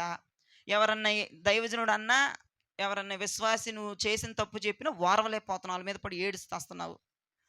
అసలు విశ్వాసం ఉండట్లా. అన్ని వాక్యాలన్నీ వింటావు, ఇంట్లోకి పోయి ఎవరెవరి మీద ఆధారపట్టాలు, ప్రార్థనలు చేయకుండా, భక్తి లేకుండా, భయం లేకుండా, బంధువుల మీద, చుట్టాల మీద, రోడ్ల వాళ్ళ మీద, వాళ్ళ మీద, వీళ్ళ మీద ఆధారపడుతున్నావు. అసలు నీకు విశ్వాసం లేదు. అందుకే నువ్వు దేవుని దగ్గరికి రాలేకపోతున్నావు, దేవునికి దగ్గర అవ్వలేకపోతున్నావు. అది ఇంకా నువ్వు దేవుని దగ్గరికి ఎందుకు రాలేకపోతున్నావు తెలుసా? అభిషేకం ఎందుకు పొందలేకపోతున్నావు తెలుసా? దర్శనం ఎందుకు చూడలేకపోతున్నావు తెలుసా? ప్రవచనాలు ఎందుకు మాట్లాడలేకపోతున్నావు తెలుసా? ఆయన పరలోక ధన నిధిని ఎందుకు నువ్వు ఆస్వాదించలేకపోతున్నావు తెలుసా? ఆ మహిమతో ఎందుకు కప్పబడలేకపోతున్నావో తెలుసా? హోషేయ గ్రంథం 5వ అధ్యాయం 4వ వచనం. హోషేయ 5వ అధ్యాయం 4వ వచనం. తమ క్రియల చేత అభ్యంతరపరచబడిన వారై వారు తమ దేవుని యొద్దకు తిరిగి రాలేకపోవుదురు. ఎందుకు? వారిలో వ్యభిచార మనస్సుండుట వలన వారు యెహోవాను ఎరుగకుందురు. నన్ను అనమాకండి తల్లులారా, వాక్యం అది. తమ క్రియల చేత అభ్యంతరపరచబడిన వారై వారు దేవుని వద్దకు తిరిగి రాకపోవుదురు. నువ్వు దేవుని వద్దకు ఎందుకు రాలేకపోతున్నావు? అభిషేకం ఎందుకు పొందలేకపోతున్నావు? దేవుని యొక్క రక్తముతో కడగబడిన నీవు ఆయన మహిమతో ఎందుకు కప్పబడలేకపోతున్నావంటే నీ క్రియలు నీకు అభ్యంతరముగా ఉన్నాయి. నువ్వు చేసే పనికి మాలిన క్రియలు నీకు అభ్యంతరంగా ఉన్నాయి. వాళ్ళ మనసు వ్యభిచారపు మనస్సు. నేను చెప్పట్లేదు, హోషేయ గ్రంథకర్త చెప్తున్నాడు. ఎస్, నీ క్రియలు నీకు అభ్యంతరంగా ఉన్నాయి. నువ్వు అందుకే దేవుని దగ్గరికి రాలేకపోతున్నావు, ఆయన సన్నిధి వద్దకు రాలేకపోతున్నావు, ఆయన బలిపీఠం వద్దకు రాలేకపోతున్నావు, దహించి అగ్నితో నింపబడలేకపోతున్నావు, ఆయనతో సహవాసాన్ని నువ్వు పెంచుకోలేకపోతున్నావు, ఆయనతో ఒక సన్నిహిత బాంధవ్యము నువ్వు ఏర్పరచలేకపోతున్నావు, ఆయన పాదాల దగ్గరికి నువ్వు రాలేకపోతున్నావు. ఎందుకు అంటే ఇందుకే నీ క్రియలు నీకు అభ్యంతరముగా, ఒక గిల్టీగా ఉంది, ఒక ఈగోగా ఉంది, ఒక గిల్టీ ఫీలింగ్ నీకు. బా, నేను తప్పు చేశానే. మరి ఎలా వస్తావు నువ్వు దేవుని దగ్గరికి? అలా ఉంటే నీ క్రియలే నీకు అభ్యంతరంగా ఉంటే. మరి షాబాదేశపు రాణి సొలొమోను దగ్గరికి వచ్చిందంటే అర్థం ఏంటి? ఆమె క్రియలు ఆమెకు అభ్యంతరముగా లేవు. దేవునికి స్తోత్రం. ధైర్యముగా సొలొమోను రాజుని ఎదుర్కొంది షభాదేశపు రాణి. నువ్వెందుకు దేవుణ్ణి ధైర్యముగా ఎదుర్కోలేకపోతున్నావు? ఆయన కృపాసనం దగ్గరకు ధైర్యముగా ఎందుకు రాలేకపోతున్నావు? నీ క్రియలు నీకు అభ్యంతరంగా ఉన్నాయా? నువ్వు చేసిన చాండాలమైన పనులు నీకు అభ్యంతరముగా ఉన్నాయా? నీ మనస్సు వ్యభిచార మనస్సుతో ఉన్నదా? దేవుడు చెప్తున్న మాట అది. వారి క్రియల వరకు అభ్యంతరముగా ఉండి దేవుని వద్దకి రాలేకపోవుదురు. వాళ్ళు ముష్కలురు, వారి యొక్క భ్రష్టు కలిగిన వారు, వారు అన్యాయస్తులు, వాళ్ళు దేవుడి దగ్గరికి రాలేరు. దయచేసి ఈ మాటలు వింటున్నటువంటి ప్రియ దైవజనమా, మీలో ఇటువంటి వారు ఎవరైనా ఉంటే వారి రాత్రి శుద్ధి చేయబడుదురుగాక. యేసు రక్తం ప్రవహించునుగాక. ఎస్, షేబాదేశపు రాణి ఏమేమని నీ మీద నేరాస్థాపన చేస్తుంది? ఒకటి కిలోమీటర్లు వేసి, కిలోమీటర్లు నీ ఇంటికి చర్చికి పరిమాణం వేసి చెప్పిద్ది దేవునికి. 2250 పక్కన పెడితే 8 కిలోమీటర్లు వెళ్ళట్లేదు ఏంటి? దొరికిపోయావు. ఇక రెండోదిరా, కన్నులు నెత్తికెక్కిన వాళ్ళయ్యా వీళ్ళు. నీతి న్యాయం ధర్మం తప్పి తిరుగుతున్న వాళ్ళని వేసేసిద్ది. 2 కేసులో బుక్ అయిన వాళ్ళు. దేవునికి స్తోత్రం చెప్పండి. మీరు ఈ దొంగలు ఈ కేసులో కూడా పోతారు మీరు ఒప్పుకోపోతే. ఎన్ని వేసుకుంటారు మీ మీద? దున్నపోతు మీద వర్షం పడితేనా? నేను అనలేదు బాబు, దున్నపోతు మీద వర్షం పడితే మెదలు దిక్కుదంటది. ఎన్నని వేసుకో, పెట్టుకో, సెక్షన్లు పెట్టుకో, ఉండు నీకు ఉంటుంది. తమాషాలుగా వాక్యం వినే వాళ్ళకు ఉంటుంది. ఉండండి. మొదటి కేసు పెట్టిద్ది నీ మీద. ఏమని? చర్చి నుండి ఈ ఇంటికి ఎంత దూరం అని చెప్పిద్ది. అది మొదటి కేసు. రెండో కేసు, దీనికి కళ్ళు నెత్తికెక్కినాయి, వీడికి కళ్ళు నెత్తికెక్కినాయి. వీడికి వాయు వరసలు లేట్లేదు, చిన్న పెద్ద తెలియట్లేదు, అసలు వాక్యం వీడు చదవట్లేదు, జ్ఞానం కోల్పోతున్నాడు. దైవజనుడు చెప్పినా సరే ఎవరు మారరా, నీ బ్రతుకు మార్చుకోరని మారట్లేదయ్యా, కళ్ళు నెత్తికెక్కిన వీళ్ళకని 2వ కేసులో బుక్ చేసిద్ది. ఇక 3వ కేసుకు వచ్చేటప్పటికి అయ్యా ఈ పెద్ద పోజు కొడతా ఉంటుంది, ఏ పనికి మాల పని చేసినా నేను కరెక్ట్ అంటది అని 3వ కేసులో కూడా పోతావు లోపలికి. ఇక 4వది వచ్చేటప్పటికి వీళ్ళు ఎలాంటి వాళ్ళు అంటే, అయ్యా నీ దగ్గరికి ఎందుకు రావట్లేదో తెలుసా ఈ జేహెచ్ఎస్ మినిస్ట్రీస్ వాళ్ళు? ఏమనుకోవద్దు, మీ అందరికి స్తోత్రం. బ్రదర్ని లేపండి, దేవునికి స్తోత్రం చెప్పండి, చేతులెత్తి. మరి అందుకని ఎందుకు అరుతారంటే ఇందుకేరా నాయన. అపార్థం చేసుకున్న నా అరుపులో మెలకువత్వం ఉంటుంది. నా అరుతులో తుల్లిపడి లెగుతారు ఒక్కొక్కడు. ఇప్పుడు గట్టిగా రంగానే అనకోడు తిరిగాడు లిగితేజ్ గాడు ఇటు. కొంచెం ఎట్టు తిరిగే వాళ్ళకి, పడుకున్న వాళ్ళకి కొంచెం బాగుంటుంది. దేవునికి స్తోత్రం. ఆపేస్తా, సగం ముక్క తర్వాత చెప్పుకుందాం, ఆపేస్తా. చూడండి, మీకు క్లారిటీ ఇద్దామని నేను ముందుకెళ్తున్నాను. ఎన్ని కేసులైనా ఇప్పటికి నీ మీద? ఎన్ని కేసులు? బల్లే చదువుతున్నా, 4 ఉంటుంది సమ్మగుందు. ఎన్ని కేసులు పెట్టింది షాబాదేశపు రాణి? 4. 4 చెప్పాను నేను. 4 అని చెబుతావేంటి అంటే ఒక కేసు తప్పించుకుందామని ఎప్సిబా. 4వ కేసు ఏంటంటే, వీళ్ళు ముష్కరులు, వీళ్ళు భ్రష్టులు, వీళ్ళు అన్యాయస్తులు, అందుకే నీ దగ్గరికి రాలేరయ్యా వీళ్ళు అంటది 4వ కేసు. నీ దగ్గరికి రాందుకని నేను చూసావా సొలొమోను దగ్గరికి వెళ్ళిపోయాను. వీళ్ళు మాటనరయ్యా, వీళ్ళు ముష్కరులయ్యా, వీళ్ళు భ్రష్టులయ్యా, వీళ్ళు అన్యాయస్తులయ్యా, అందుకే నీ దగ్గరికి రాలేకపోయారని 4వ కేసు పెట్టిద్ది. ఇక 5వ కేసుకు వచ్చేటప్పటికి నీ మీద ఫైల్ చేసేది అయ్యా క్రియలన్నీ పనికిమాల క్రియలు, అందుకే వీళ్ళు అభ్యంతర పడిపోతా ఉంటారు. నువ్వు పరిశుద్ధుడు కదా, గొప్పవాడు కదా, శక్తివంతుడు కదా, సొలొమోను రాజు కంటే నువ్వు ఒక ధీరుడు కాబట్టి నీ దగ్గరికి వాళ్ళు రాలేకపోతున్నారయ్యా, వాళ్ళ క్రియలు వాళ్ళకి అభ్యంతరంగా ఉంటాయి, గిల్టీగా ఉండి అని 5వ కేసు ఫైల్ అయిపోద్ది. 5వ కేసు ఫైల్ అయిపోద్ది. ఇంకా మనం చూస్తే అసలు ఎందుకు షేబాదేశపు రాణి అన్ని వేల కిలోమీటర్లు ప్రయాణము చేసి సొలొమోను దగ్గరికి వచ్చింది అంటే, సొలొమోను జ్ఞానవాక్కులు వినటానికి, సొలొమోను వైభోగాన్ని చూడటానికి ఆమె వచ్చింది. జ్ఞానవాక్కులు వినటానికి వచ్చింది. దేవునికి స్తోత్రం. ఇప్పుడు మరి నువ్వెందుకు వస్తున్నావు అనేటువంటి లిస్టు ఓపెన్ చేస్తే, నువ్వు చర్చుకు ఎందుకు వస్తున్నావు? నేను ఎందుకు వచ్చానో తెలిసి ఇజ్రాయేలు జ్ఞానవాక్కులు వినటానికి వచ్చా. మరి నువ్వెందుకు వస్తున్నావు అనే దగ్గర ఇంకొక కేసు ఫైల్ అయిపోద్ది. నువ్వు వినటానికి రావట్లేదని, నువ్వు వాళ్ళని వీళ్ళని కలుసుకోవడానికి వస్తున్నావని, ఎవరినో చూడ్డానికి వస్తున్నావని, పలకరింపుల కోసం వస్తున్నావని, దీని మీద పోతావు ఇంకో కేసు పెడితే. ఆమె కేవలమైన జ్ఞానవాక్కులు వినటానికి వెళ్ళింది. నువ్వు మందిరానికి ఎందుకు రావాలంటే వినటానికి రావాలి. సొలొమోను కంటే గొప్పవాడు మన మధ్యలో ఉన్నాడు. దేవునికి స్తోత్రం. మరి గొప్ప వ్యక్తి మాటలు, ఈ వజ్రాలు వైడూర్యాలు నువ్వు అందుకోవటానికి నువ్వు వినటానికి రావాలి. యిర్మీయా గ్రంథకర్త ఇలా అంటున్నాడు, 6వ అధ్యాయం 10వ వచనం. యిర్మీయా గ్రంథకర్త ఇలా అంటున్నాడు, 6:10. విందురాని విందురు అని నేనెవరితో మాట్లాడదును, నేను ఎవరితో మాట్లాడాలి? ఎవరికి సాక్ష్యం ఇచ్చేదను? నేను ఎవరికి సాక్ష్యం ఇవ్వాలి? వారు వినుటకు వాళ్ళు వినుటకు తమ మనసు సిద్ధపరచుకొనరు. అబ్బో, నా వైపు చూడండి. వీళ్ళు వింటారు అని నేను ఎవరికి చెప్పాలి? దేవుడు అంటున్నాడు, మీరు చెప్తే వినేవాళ్ళేనా? నేను ఎవరికి సాక్ష్యం ఇవ్వాలి? వీళ్ళు వింటారు అని నేను ఎవరికి చెప్పాలి? వాళ్ళంట మనస్సును వినటానికి సిద్ధపరచుకోన్నారు.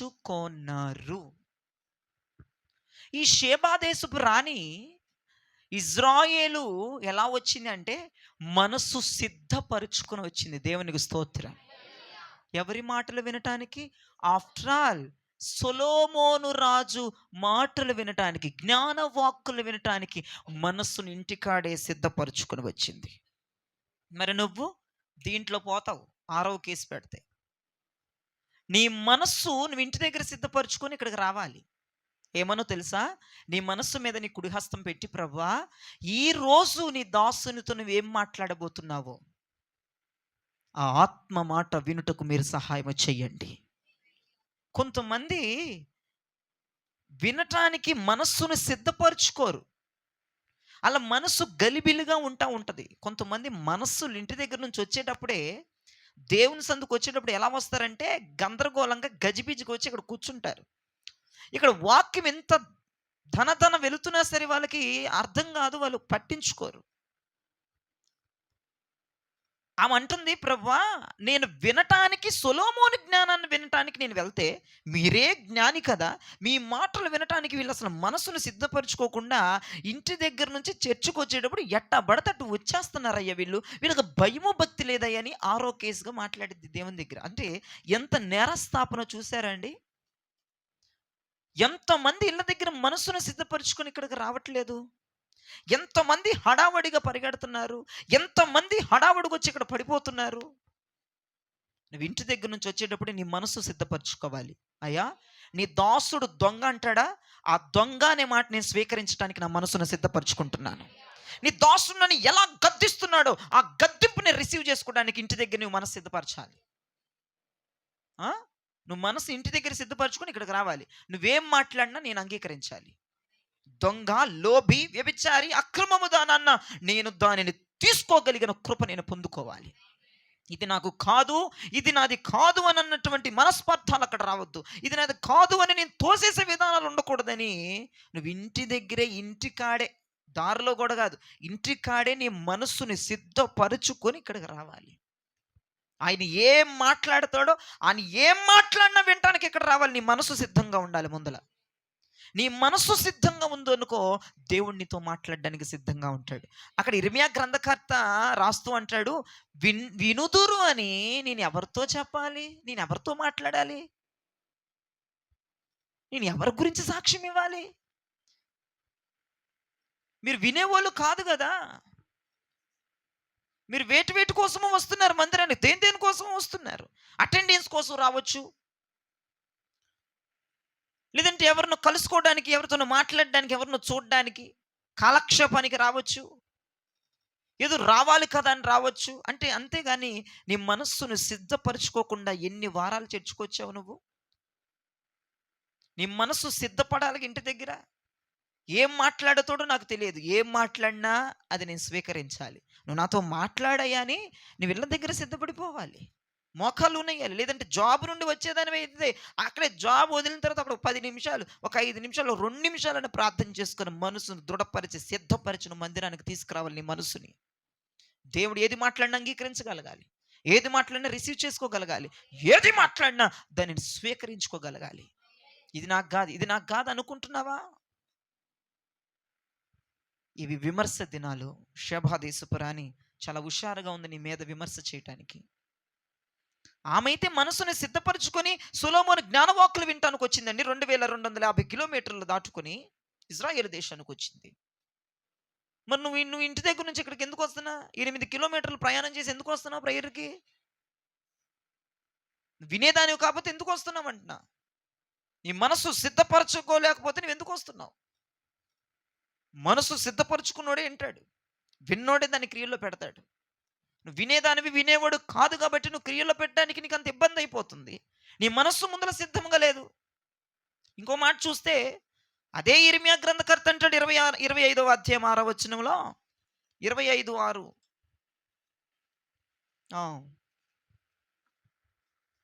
చదవండి అమ్మా. యెహోవా పెందలకడ లేచి పెందలకడ యెహోవా అంటున్నాడు చూడండి. పెందలకడ లెగిచి ప్రవక్తలైన తన సేవకులనందరినీ ఓయ్ యెహోవా చెప్తున్నాడు, పెందలకడే ప్రవక్తలైన తన సేవకులను దేవుడు లేపేస్తాడంట. లేపేసి మీ వద్దకు పంపించుచు వచ్చినను మీ వద్దకు పంపిస్తుంటేనంట మీరు వినకపోతిరి. బా 7th క్లాస్ ఫైల్. తన ప్రవక్తల్ని, అభిషక్తుల్ని, జ్ఞానవంతుల్ని, ఆత్మతో నింపబడుతున్న వారిని, ఆయన చేత పిలువబడిన వాళ్ళని, ఆయన చేత అభిషేకించబడిన వాడిని పెందలకళ్ళి మాకు నిద్రలు ఉండవు. హలో, మమ్మల్ని ఊరుకోండి, నీకులాగా నిద్రపోతే పొద్దుగూకులు 8 గంటలు 6 గంటలు 7 గంటలు నీకులాగా పడుకుంటే మమ్మల్ని ఒప్పుకోడు ఆయన. పొద్దున్నే లేపేసి ఏంట్రా పడుకుంటున్నాం ఇంతసేపు అంటాడు. మామూలుడు కాదు ఆయన. యెహోవా అంటున్నాడు, పెందలకాడే నా ప్రవక్తను లేపి మీ దగ్గరికి పంపిస్తుంటే మీకోసం మా ప్రవక్తని పొద్దున్నే లేపేసి అర్ధరాత్రులు ప్రార్థనలు చేపిచ్చేసి వరే నువ్వు తినబాకర పస్తు నుంచి ప్రార్థన చేయరు సంఘం కొరకని నా ప్రవక్తని రేపి రగిలించి మీ దగ్గర పంపిస్తే పనికి మాలినోళ్ళకి వినరా మీరు? వినటానికి చెవులు వగ్గరంట వాళ్ళు. చెవి చెవి చెవి ఆత్మ చెప్పుచున్న మాట చెవి కలిగిన వాడే వింటాడు. వినటానికి చెవగ్గరా. దేమ్మాయి రోగాలండి ఒక్కొక్కరికి. ఈ షేబాదేశపురాన్ని దీంట్లో కూడా ఇరికిచ్చేస్తుంది నిన్ను. అయ్యా మీరు ఆత్మస్వరూపుడుగా సైన్యములకు అధిపతి యెహోవాగా జేహెచ్ఎస్ మినిస్ట్రీస్లో ప్రతి వారం ఆత్మ ప్రత్యక్షతతో మాట్లాడుతుంటే వీళ్ళు వచ్చి చెవగ్గట్లేదయ్యా వాక్యానికి. ఆ మాటలకి చెవినొగ్గట్లేదయ్యా. వీళ్ళ మనసు సిద్ధపరచుకోవట్లేదయ్యా మాటలు వినటానికి, ఆ మాటలకి చెవగ్గట్లేదయ్యా అని నీ మీద కేసులు పెట్టడానికి సిద్ధంగా ఉంది విమర్శ దినాల్లో. ఇంకా చూడండి, మత్తయి గ్రంథకర్త అంటాడు 13వ అధ్యాయం 14వ వచనంలో మీరు చూడగలిగితే, మత్తయి సువార్త 13వ అధ్యాయం 14వ వచనం. మనస్సును త్రిప్పుకొని నా వలన స్వస్థత పొందకుండునట్లు వారి హృదయము క్రొవ్విపోయింది, వారి చెవులు వినుటకు మందములైనవి. అదుగోనండి కొంతమంది చెవులట వినటానికి మందమైపోయిందట. నా వైపు చూడండి, భక్తులందరూ సీరియస్గా బైబిల్లో చూస్తున్నారు. చాలు, ఇక్కడ 3 మాటలు వచ్చేసినాయి కదండి. వినటానికి నీ మనసు సిద్ధపరచుకోవట, వినటానికి చెవి యొగ్గవంట. అసలు వినటానికి నీ చెవులు పనిచేస్తేనేగా చెవులో గుబులు పెరిగిపోయిందో మరి ఏం పెరిగిపోయిందో కానీ ఎర్రగా తుకతుకలాడించి వేడి నీళ్ళు అల్లం నీళ్ళు మొత్తం చెవులో పోతే ఉంటావో పోతావో తర్వాత సంగతి.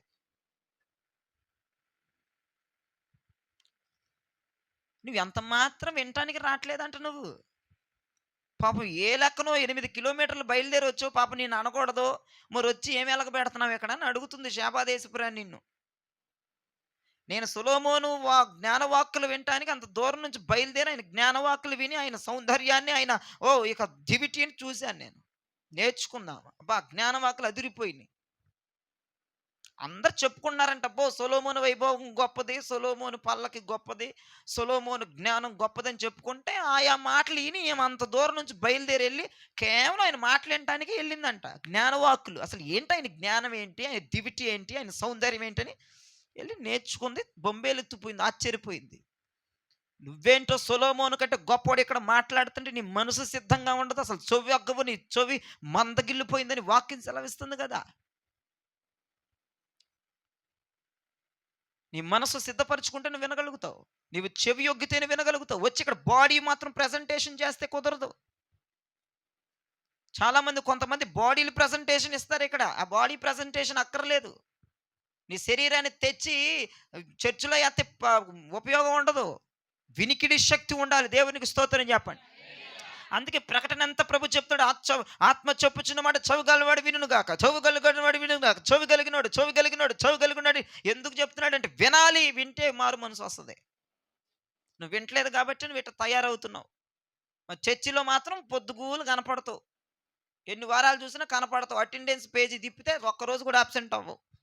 బాడీ ప్రజెంటేంటూ మొత్తం అంటే వినికిడంతా అబ్సెంట్ అయిపోతుంది. అసలు వినటానికి ఏమాత్రం అండి నువ్వు నీ మనసు సిద్ధపడలేకుండా ఉంటే, నీ చెవులు వగ్గకుండా ఉంటే, నీ చెవులు మందగిల్లిపోతుంటే, ఇక మందగిల్లిపోయినాయి అంటే నీ చెవులు వినటానికి నువ్వు ఇక నీకు అలవాటు లేదంటే ఇక నువ్వు వినటానికి రావట్లేదంట. బాడీ ప్రజెంటేషన్ చేయడానికి వస్తున్నావంట, ఏదో వెళ్ళాను అన్నట్లుగా వస్తున్నావంట, కానీ నువ్వు వినటానికి రావట్లేదంట. షాబాదేశపు రాణి రెడీగా సిద్ధంగా మన సంఘం మీద ఎంత కక్ష గట్టి అంటే నువ్వు చేసే ప్రతిదీ కూడా ఉన్నదే లేనిది ఎక్కేసి చెప్పదు. అబ్బా అలాంటి బుద్ధులు ఆమెకు లేవండోయ్. నీలో ఏం మంచి లక్షణాలు ఉన్నాయో మంచి లక్షణాలన్నీ రేపు విమర్శ దినంలో చెప్పేస్తుంది. అర్థమై ఉండాలి మంచి లక్షణాలంటే మీకు. మొత్తానికి ఇక్కడికి 8 కేసులు అయిపోయినాయి. 8 నువ్వు ఎంతవరకు న్యాయం చేయగలవు? నువ్వెంతవరకు ఉన్నావు? 8 నీ మీద చెప్పేస్తుందా? లేదంటే 8లో 1 అరా తగ్గిద్దా? నీ మొక్కలు చూస్తే నాకు అట్లా అనిపించట్లా. చాలా క్రిటికల్గా ఉంటుంది ఆ విమర్శ దినంలో. చాలా జాగ్రత్త ప్రియ దైవజనమా. షేబా దేశపు రాణి నోట్లో పడొద్దు, ఆమె కంట్లో పడొద్దు. దయచేసి ఆమె ఏ విషయాలు ఎందుకు విమర్శ చేసిద్దో ఆ విషయాలన్నిట్లో మనం మారు మనసు పొందాలి. ఇప్పుడు ఎందుకు చెప్తున్నాను? నువ్వు రేపటి నుంచి సిద్ధ మనసుతో వచ్చి వింటావని. అట్లా ఏంటి ఆమె నీ మీద చెప్పడానికి రైట్ ఉంటుందా? ఎబ్బే పోల్దండి, సన్మానించింది విమర్శలో. ఆమెను తీసుకోండి రోల్డ్ మోడల్గా. ఒక అన్యురాలావిడి.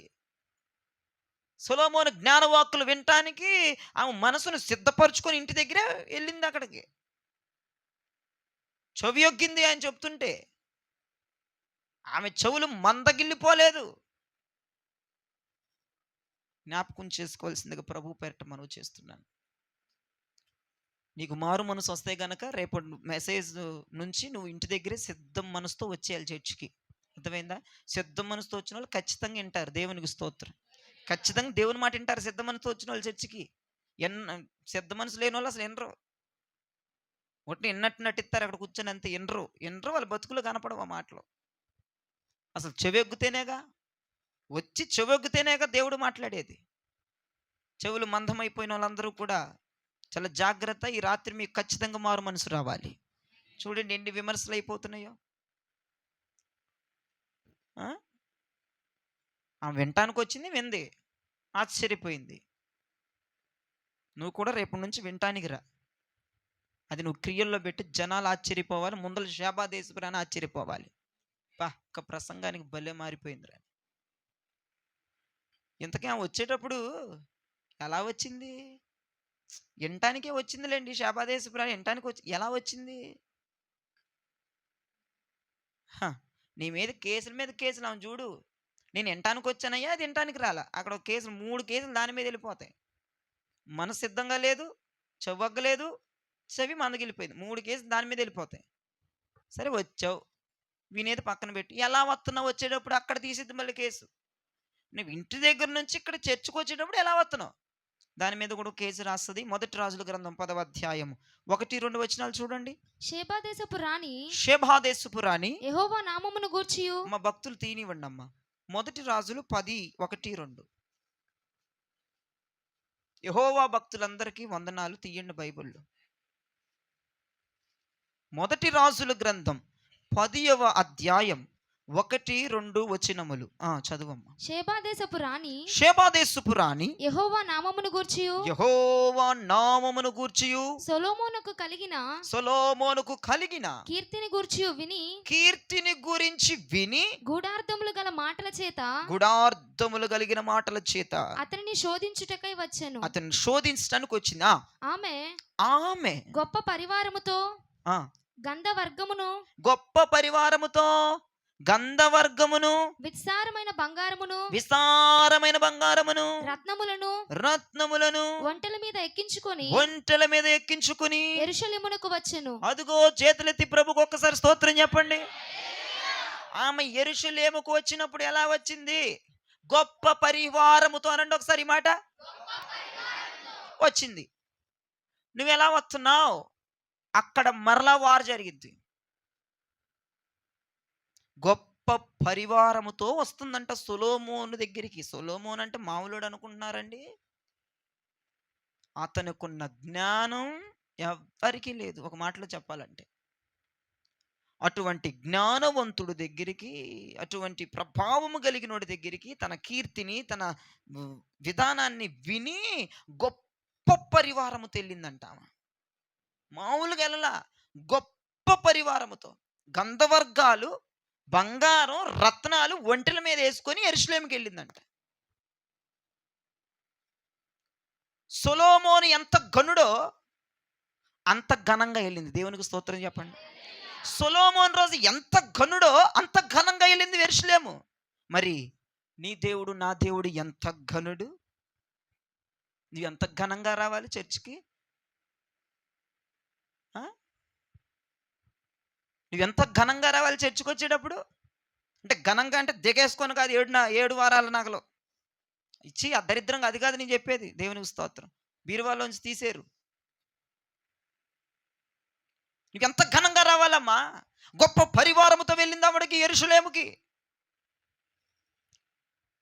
ఆ ఇశ్రాయేలు దేశానికి గొప్ప పరివారముతో వెళ్ళింది. సొలొమోను మామూలుడు కదా, ఆయన ఘనుడు. దేవునికి స్తోత్రం. మరి సొలొమోను కంటే గొప్పోడు కదా నీ దేవుడు, నా దేవుడు. మరి నీ దేవుడి దగ్గరికి వచ్చేటప్పుడు నువ్వెంత ఘనంగా రావాలి? ప్రభు అంటాడు, నేను ఘనుడనైన దేవుణ్ణి కదా, మరి నాకు ఘనత రావాలి. ఘనత ఏది ఘనత? నువ్వు ఘనంగా మందిరానికి రావాలి కదండి. వచ్చేటప్పుడు ఎట్లా వస్తున్నావు? ఏ ఫీలింగ్తో వస్తున్నావు? నీ దేవుడు ఘనుడు గనక ఆ ఘనుడైన దేవుణ్ణి ఆరాధించటానికి నువ్వు ఘనంగా రావాలి. మీకు అర్థం అవటానికి చెప్తా. ఇంట్లో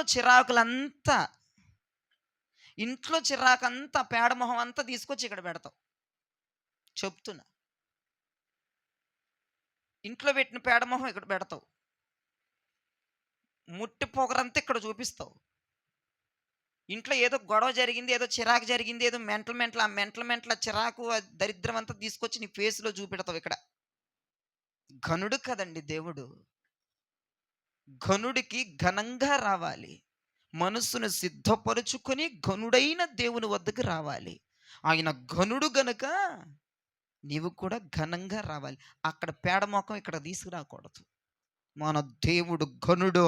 నేను పిల్లలకు కూడా చెప్తా ఉంటాను, మీరు ప్రేయర్కి వచ్చినప్పుడు మీ ఇంట్లో ఏ వార్ జరిగినా, ఏ గొడవ జరిగినా తీసి అవకడ పడేసి హ్యాపీగా రండి. ఘనుడైన దేవుని దగ్గరికి వెళ్తున్నాం మనం. ఏ పనికి మళ్ళీ ఫేసు నువ్వు.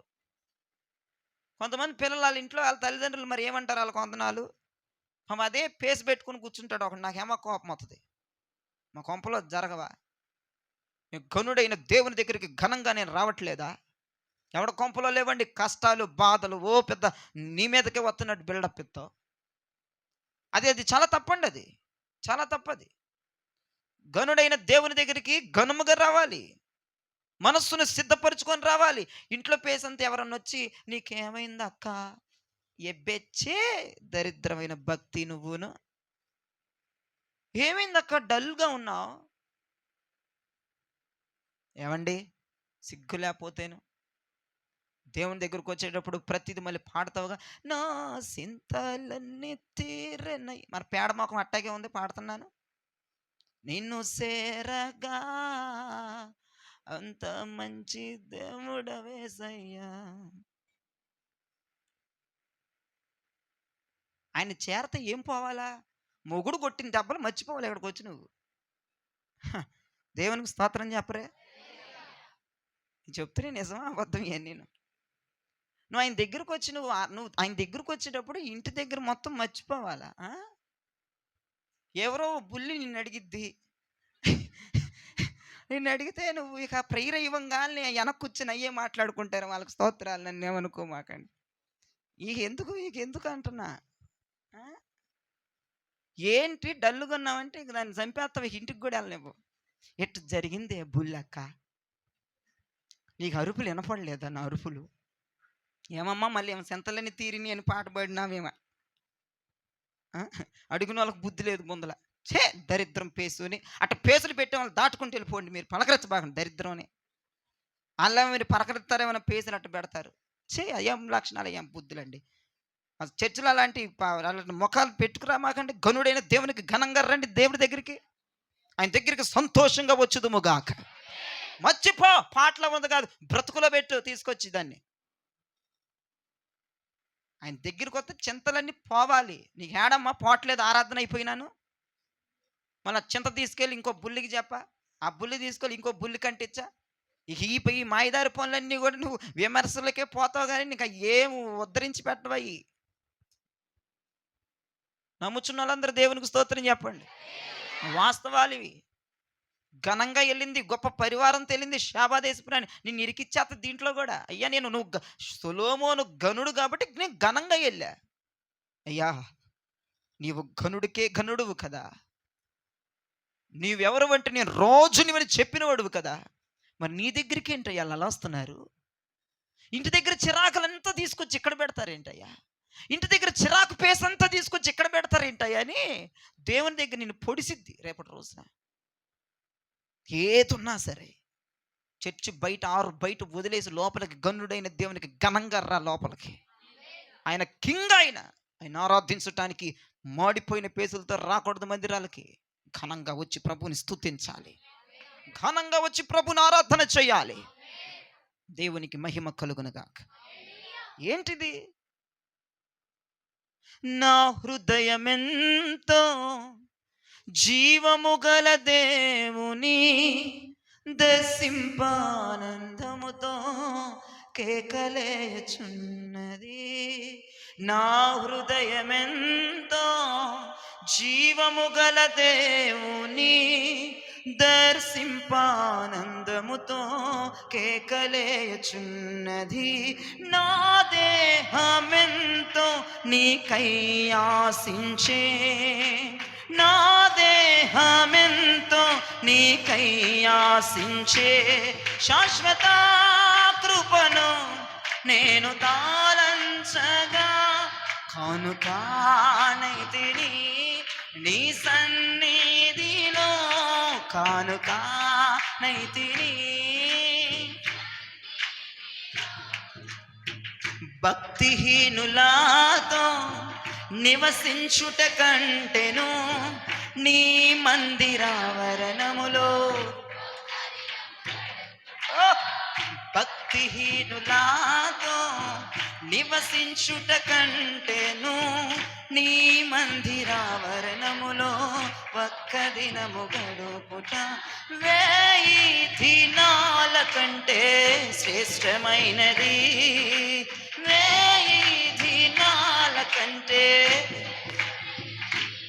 శాశ్వత కృపను నేను తాళంచగా, కానుకానైతిని నీ సన్ని, కానుకానైతిని. దేవునికి మహిమ కలుగునుగాక. నీ హృదయం ఎంతో జీవము కలిగిన దేవుణ్ణి దర్శింపాలని కేకలయ్యాలి దేవునికి. ఆదివారం వచ్చేసిందని పరిగెత్తుకుంటారు రావాలి, భర్త కొట్టిన దెబ్బలు దులిపేసుకొని ఉత్సాహంగా ఆరాధన చెయ్యాలి. కొంపలో డబ్బులు అయిపోయినా అక్కడికి వచ్చి ఉత్సాహంగా నీకు అప్పులన్నీ తీరిపోయిన దాగలా గెంతులు వేయాలి. అక్కడికి వచ్చి ఆ మాడిపోయిన పట్టంతా తీసుకొచ్చి మా ముందు తగలేసి. కొంతమంది దైవజనుడు కూడా అడుగుతారు, ఏంటి అంత డల్లుగా ఉన్నావు అని.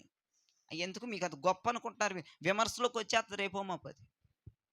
ఆ తప్పు మరి. అది గనుడైన వాడు ఇక్కడ సంచరిస్తున్నాడు, ప్రతి వారం ఘనంగా రా. నువ్వు మొత్తం తీసి అవకడై బయట ఏమన్నా చెత్త మాయరోగం బయట వదిలేసి, నీరసం కొట్టు మొఖాలను వదిలేసి ఇక్కడికి రండి. అవుతుందా? మేము మందిరాలకు వెళ్ళి బీభత్సంగా ఆరాధన చేసేవాడు నేను.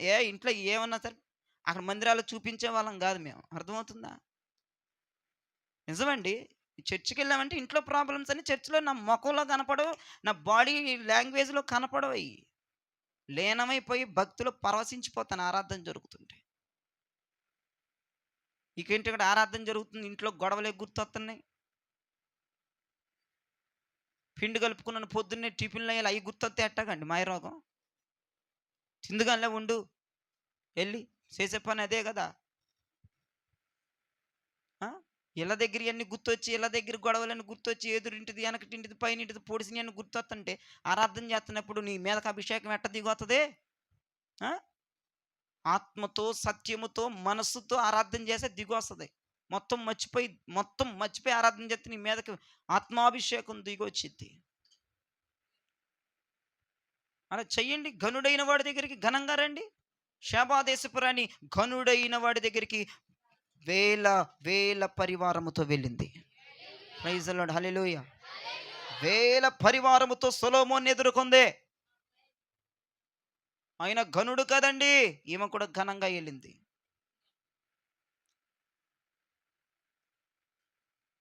ఎందుకు వెళ్ళిందంటే ఆయన జ్ఞానవాక్కులు వినటానికి. వినిందా వినలేదా? వినింది. వెళ్ళేటప్పుడు ఎలా వెళ్ళిందంటే ఘనంగా వెళ్ళింది. నువ్వు కూడా వచ్చేటప్పుడు ఎట్లా రావాలి? ఘనముగా రావాలా. దేవునికి స్తోత్రం. కొంతమంది వస్తారు ఇళ్ళ దగ్గర పోర్లు పడలేక, భర్త పోర్లు భార్య పోర్లు పడలేక వస్తారు. మరి అది నిజమా? 2-3 గంటలనే హ్యాపీగా చర్చిలో ఉండొచ్చు అన్న ఫీలింగ్తో వస్తారు. అసలు ఏ ఫీలింగా? మనం చర్చికొచ్చేటప్పుడు ఏ ఫీలింగ్తో వస్తున్నావమ్మా చర్చికి? బాధలు పోతాయని ఫీలింగ్తో వస్తున్నావా, లేదా ఘనుడైన వాడి దగ్గర ఘనమైన హృదయాన్ని తీసుకొస్తున్నావా? ఘనంగా ఆరాధన చేయి, ఘనంగా వాక్యం విను, ఘనముగా స్తోత్రాలు చెప్పు, ఘనంగా చప్పట్లు కొట్టు, ఘనముగా గంతులు వేయి. అంత ఘనహీనతే కనపడుతుంది నేను చూస్తుంటే. తండ్రి అడుగుతున్నాడు, నేను నీ తండ్రినైనప్పుడు ఎక్కడ ఘనత? నాకు రావాల్సిన ఘనత ఏదే? నీరసం చప్పట్లు, తప్పిడి చప్పట్లు కొడతావేంటమ్మా? ఘనుడు కదా, ఘనుడు కదా. నీరసంగా పాటలు పాడటం, నీరసంగా ఆరాధనలో ఉండటం, నీరసంగా దిగాలుగా ముఖం వాలేసేసి వాక్యం వినటం, ఈ నా ప్రభుకి ఇష్టం ఉండవు అవన్నీ. నువ్వు అవన్నీ పాపాలు కాదనుకుంటావు, అవన్నీ విమర్శలోకి వస్తే జ్ఞాపకం చేసుకో. ఇక చివరిగా ఒక మాట చెప్తా. శేబాదేశపురాణి వినటానికి వెళ్ళింది, వినింది, నీకులాగా వినకుండా వెళ్ళా. శేబాదేశపురాణి ఘనంగా వెళ్ళింది, నీకులా ఘనహీనంగా రాలా. ఇప్పుడు శేబాదేశపురాణి ఏదో తీసుకెళ్ళిందంట ఆయన దగ్గరికి. తీసుకెళ్ళింది. దేవునికి స్తోత్రం చెప్పండి. సొలొమోను రాజు దగ్గరికి ఏదో తీసుకెళ్ళిందంట. అది చదువుదాం చూడండి ఒకసారి. 1 రాజుల గ్రంథం 10వ అధ్యాయము 10వ వచనం. మరియు ఆమె రాజునకు 240 మణుగుల బంగారమును 240 మణుగుల బంగారం, బహు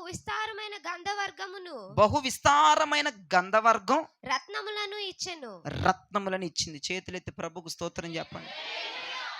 ఏమిచ్చిందంట?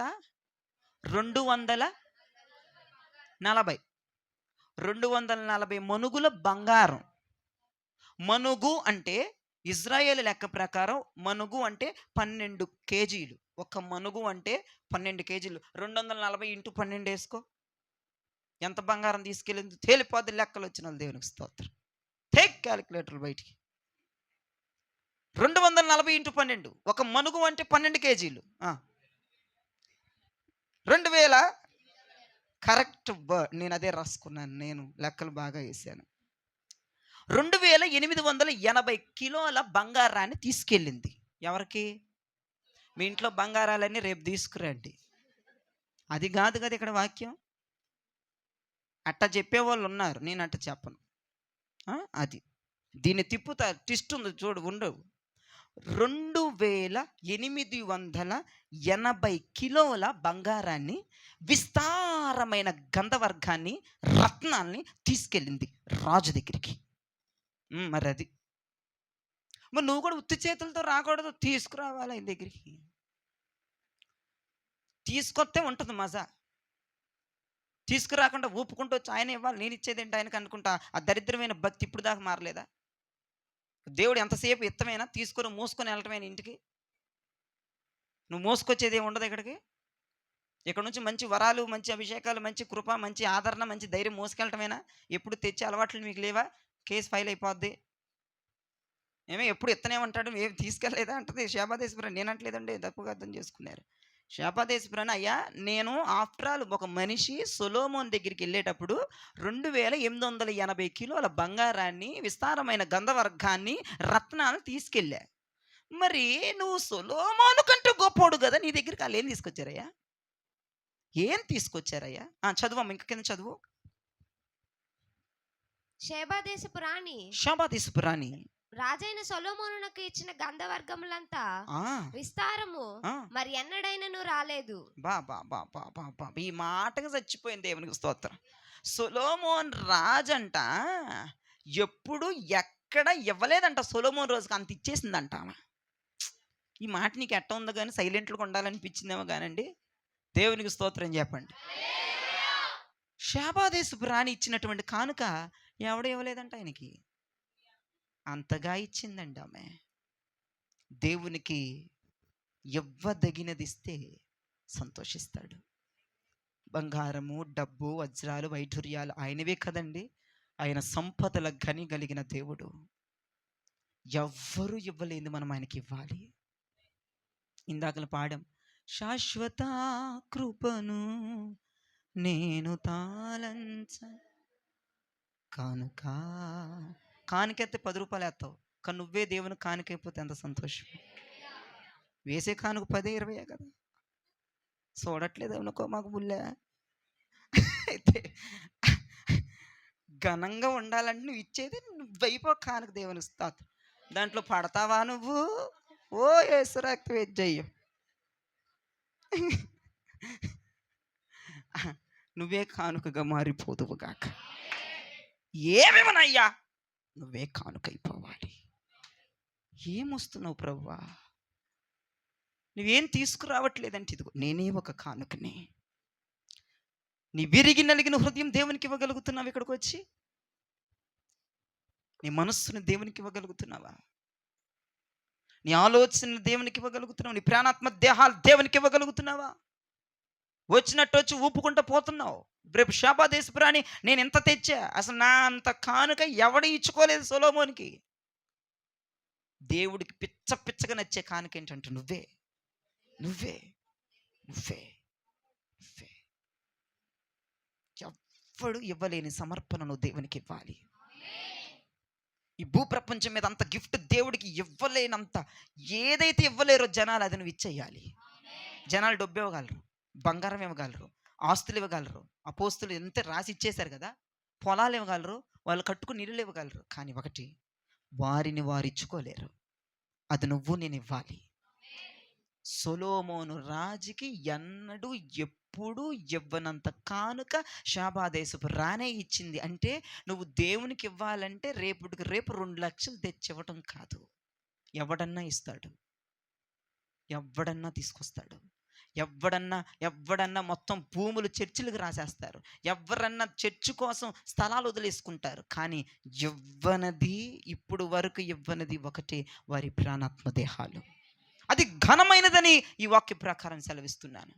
నువ్వు దేవునికి ఘనమైనది ఇవ్వాలనుకుంటున్నావా? నువ్వు దేవునికి ఘనమైనది ఇవ్వాలనుకుంటున్నావా? అయ్యా నా దగ్గర అయితే డబ్బు లేదు, నో, అవసరం లేదు. నా దగ్గర అయితే వెండి నగల ఆభరణాలు లేవు, నో, అవసరం లేదు. నువ్వు ఉన్నావు కదా, నువ్వు ఒక కానుకగా మారిపో. 2 కాసులు వేసిన అమ్మాయిని దేవుడంతా హైలైట్ చేయడానికి గల కారణం జీవనోపాధి అంతా దాంట్లో వేసేసింది. దేవుడు ఎందుకు హైలైట్ చేశారంటే తన జీవనాన్ని దాంట్లో పడేసింది, తన జీవితాన్ని దేవుని కొరకు ఖర్చు పెట్టేసింది. ఎస్, తన జీవితం గురించి ఆలోచించలేదు. రేపేమి తిందుమో ఏమి తాగుదుమో ఆలోచించకుండా 2 కాసులు ఆమె దగ్గర ఉంటే 1 కాసు ఉంచుకొని 1 కాసు వేయకుండా 2 కాసులు వేసేసిందంటే తన జీవితాన్ని దేవుని కానుక పెట్టులో వేసేసింది ఆవిడ. కానుక చూడమాక, ఆ పేద విధవరాలన్న మాటే కానీ ఆమె గనురాలైన విధవరాలని నేను చెప్పగలను ప్రియదేవజనమా. ఎందుకంటే తన జీవనాన్నంతా వేసేసిందని దేవుడే చెప్పాడు. అంతేనా? అదే కరెక్ట్ వర్డా? జీవనాన్నంతా అదేనా? జీవనం అంటే తన జీవితాన్ని, తన కష్టపడిన సొమ్మంతా కూడా, తన జీవితం అంతా కూడా. అంటే తనకి ఎట్లా ఉందంటే లైఫ్ ఇప్పుడు ఆ కానుక వేసేసింది, తర్వాత గెట్టనవ్వటానికి లేదు తన చేతిలో డబ్బులు. తర్వాత ఏదైనా బిస్కెట్ కొనుక్కోవాలన్నా, టీ కొనుక్కోవాలన్నా, టిఫిన్ చేయాలన్నా లేని పరిస్థితి అంటే తను ఏమని ఉద్దేశించి ఆ 2 కాసులు వేసిందంటే, నా జీవితాన్ని నేను ప్రభు చేతిలో వేశాను. ఆమె జీవితం అక్కడితో బ్రేక్ అండి. ఎందుకంటే డబ్బు లేదు తన జీవితం రేపు గడవటానికి. బ్రేక్. తన జీవితాన్ని కానుకగా మార్చి ప్రభుకిచ్చింది. అందుకే ప్రభువు కొన్ని లక్షల లక్షల కానుకలు ఇస్తుంటే వాళ్ళ కానుకలు లెక్క చేయకుండా 2 కాసులు ఇచ్చిన దాని మీదే కన్ను వేసుకున్నాడు. ఎందుకు అంటేనయ్యా, ఇచ్చినోళ్ళందరూ వారికి ఉంచుకొని ఇచ్చారు. తనదంతా వేసేసింది. దేవునికి స్తోత్రం కలుగును గాక. ఇచ్చినోళ్ళందరూ కూడా రేపటికి ఉంచుకొని వాళ్ళు వేశారు. అది గొప్ప కాదు. తన జీవితం అంతా వేసేస్తే, ఇది నాది కాదు, ఇది నీ కొరకని దేవునికి అర్పించేస్తే, ఎవడున్నాడండి ఈ రోజుల్లో సమర్పించుకోగలిగిన వాడు? ఈ రోజుల్లో ప్రతిష్ఠించగలిగిన వాడు, ప్రతిష్ఠించుకోగలిగిన వాడు? నీ అంతట నీవే దేవుని కొరకు ఒక బలమైన ప్రతిష్ఠిత సమర్పణ వైరాగ్యాలు కలిగిన వాడు ఈ రోజుల్లో ఎవరున్నారు చూపించండి. ఒకవేళ కమిట్మెంట్ అయ్యి కూడా అలా చేస్తున్న వాళ్ళు ఉన్నారా? అలా బ్రతుకుతున్న వాళ్ళు ఉన్నారా? నో, నేను నమ్మను. ఉండరు. కరెక్ట్, అది ఉండరు. చర్చిలో బిల్డప్ ఇస్తారు, ఉండరు. చాలా కష్టం అండి అది. దత్తపుత్రాత్మ పొందాలి, పరిశుద్ధాత్మ సహాయం కోరాలి. నో, జరగని పనులు అవి. కానీ ఏదైతే మనుషులు ఇవ్వలేరో అది నువ్వు ఇస్తే ఆయనకి మనం భార్యములుగా తీర్చిదిద్దబడతాం. ఈమె ఆయన భార్య అయిపోయింది. దేవునికి స్తోత్రం. ఎస్, షేబా దేశపు రాణి ఆయన భార్య అయిపోవడానికి కారణం ఏంటంటే, ఆమె ఇచ్చినంత ఎవడు ఇవ్వలేకపోయాడు. అయ్యగారు, నేను దేవునికి ఇస్తా, ఎవ్వరు ఇవ్వండి, నేను ఇవ్వాలనుకుంటున్నా, నాకేంటో చెప్పండి అంటే అది నువ్వే. వారిని వారు ఎవ్వరు దేవుడికి ఇచ్చుకోలేరు. ఎవ్వరు ఇచ్చుకోలేరు. ఎవ్వరు కోరికలు చంపుకోలేరు. ఎవ్వరు ఆశలు చంపుకోలేరు. ఎవ్వరు వారి ఎంజాయ్మెంట్లు చంపుకోలేరు. ఎవ్వరు వారి మాట తీరులను చంపుకోలేరు. ఎవ్వరు దేవునికి వారిని వారు బలిగా సమర్పణగా ఇచ్చుకోరు. ఇచ్చుకొని చూడు, ట్రై చేయి, ఇచ్చేయి. దేవుని కొరకే బ్రతుకు, దేవుని కొరకే చావు. అలాంటి కమిట్మెంట్లు మన సంఘంలో లెగవాలి. ఎందుకంటే ఇక అయిపోయింది సీన్, అంచె దినాలు అయిపోయింది. ఇక అయిపోయింది సీన్, అయిపోయింది. అర్థమవుతుందా?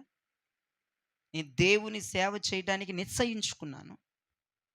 దేవుని యొక్క నిష్కలంకురాలిగా ఒకతే ఒక పావురంగా బ్రతకడానికి నేను నిశ్చయించుకొని కొన్ని సంవత్సరాలుగా ఆయన సొంతం అయిపోతూ ప్రయత్నాలు ఇంకా ఆపలేదు నా జీవితంలో. ఘనమైనవి ఇవిస్తే నేను కానుక ఎంత పెట్టానో తెలుసా? 1,00,000. 2 లక్షలు పెట్టినోడు ఉన్నాడు ప్రపంచంలో, చూపించమంటావా? 5 లక్షలు, 10 లక్షలు, 20 లక్షలు ఇచ్చిన వాళ్ళు కూడా ఉన్నారు మందిరాలకు, చూపించమంటావా? నేను అయ్యగారికి ఏ కూర పెట్టాను తెలుసా? పీతలు, రొయ్యలు, మట్ట గుడిసెలు ఇవన్నీ పెట్టిన వాళ్ళు ఉన్నారు, చూపించమంటావా? చెప్తున్నా. నేను అయ్యగారికి 5 స్టార్ హోటల్ బుక్ చేశాను, నీకంటే తోపు హోటల్ బుక్ చేశారు, చూపించమంటావా? దరిద్రమైన అవి చెప్పుకుంటా బతుకుతున్నారు. ఏంటి, ఏమి ఇవ్వటానికి వచ్చావు? మళ్ళీ ఏమనంటే నేను కదిలిస్తే ఏమి ఇవ్వగలను, దరిద్ర పాటలు ఒకటి పాడుకుంటాను. ఏమి ఇవ్వగలను, ఏమి ఇవ్వగల అంటే ఏమి ఇవ్వనని అర్థం. ఒకే ఒక్క ప్రాణం కదా, ఒకే ఒక్క జీవితం ఇది అడగొద్దయ్యా, నా కొదిలేయ్యా. నీ మనసులో నుంచి వచ్చే మూలుగులు దరిద్ర మూలుగులు అయ్యా. నువ్వు పాడేటప్పుడు పాట అదే నాకు గుర్తొస్తుంది. దేవునికి స్తోత్రం. మీ అందరికి వందనం. ఇంకా అది తప్ప ఏమి ఇవ్వగలను అంటున్నావు? మళ్ళీ ఒకే ఒక ప్రాణం అంటున్నావు, ఒకే ఒక్క ఓ నాయనో, ఇది ఉంది, ఇది ఒకటే అడగొద్దయ్యా అని అదే కదా దాని పాట అర్థమని. పాడే ఫీలింగ్లు గుర్తు రావాలి. నేను చాలాసార్లు పాడాను కానండి, దరిద్రంగా మీకులాగా పాడలేదండి. అర్పింతును అని పాడాను నేను. మీరు అర్పింతును అనే దగ్గర నేను ఇవ్వను అనిపిస్తుంది నాకు. ఉంది ఒకటి అడిగితే మాత్రం బాగోదు. ఇచ్చిన ప్రాణం ఒకటే కదా, 2 ఇవ్వలేదు కదా. పాడండి భక్తులందరూ. ఫీల్ అవుతా పాడాలి చేతులెత్తి. స్తోత్రం.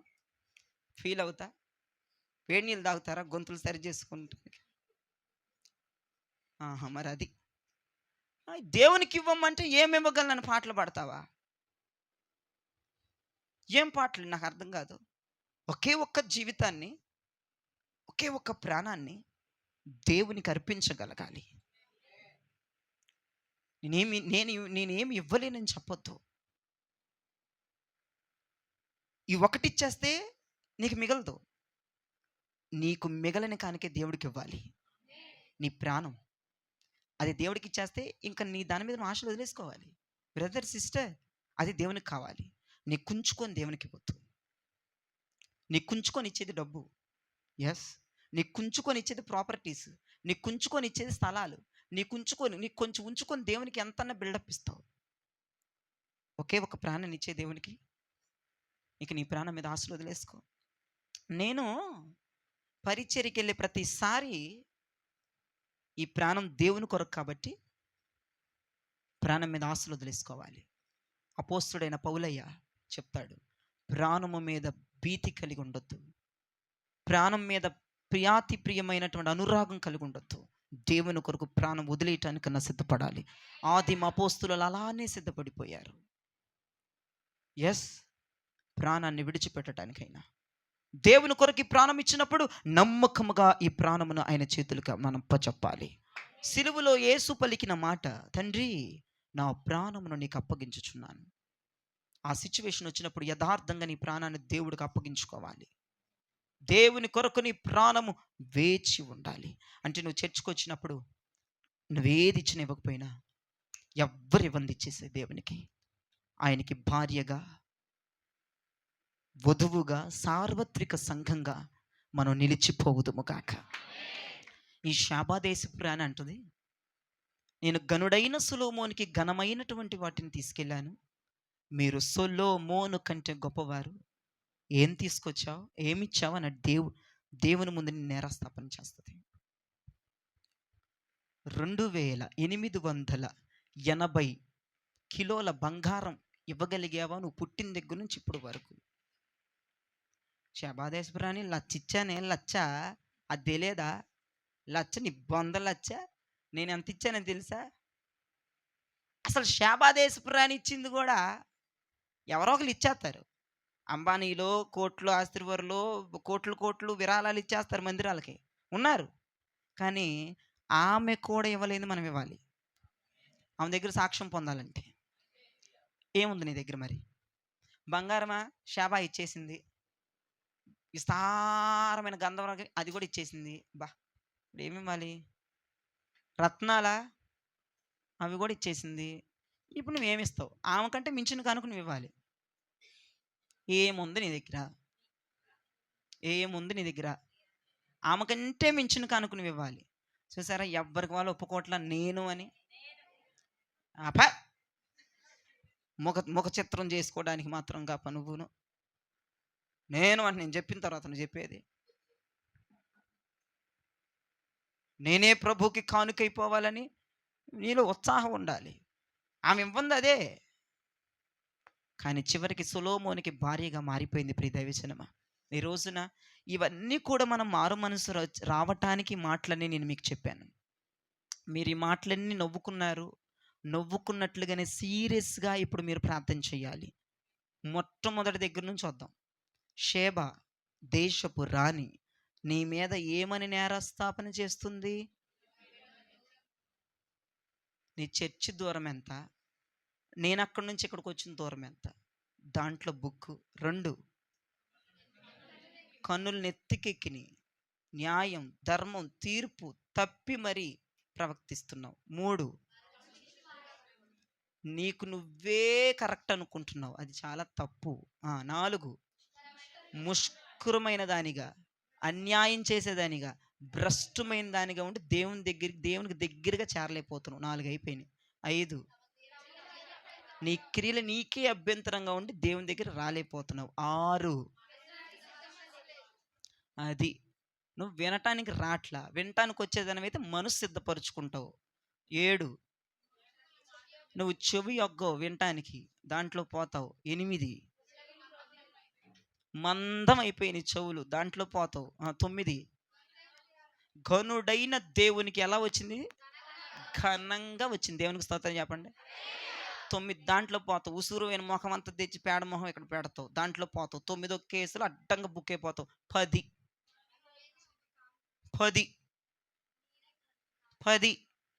తీసుకెళ్ళిన కానుక ఎవ్వడు ఇవ్వలేదు సొలొమోనుకి. అలాంటి కానుక ఇచ్చేసింది దేవునికి.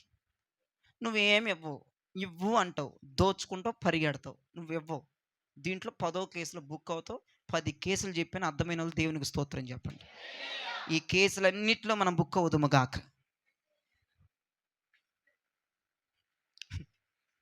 ఈ 10 కేసుల్లోంచి మనం తప్పించబడదుము గాక.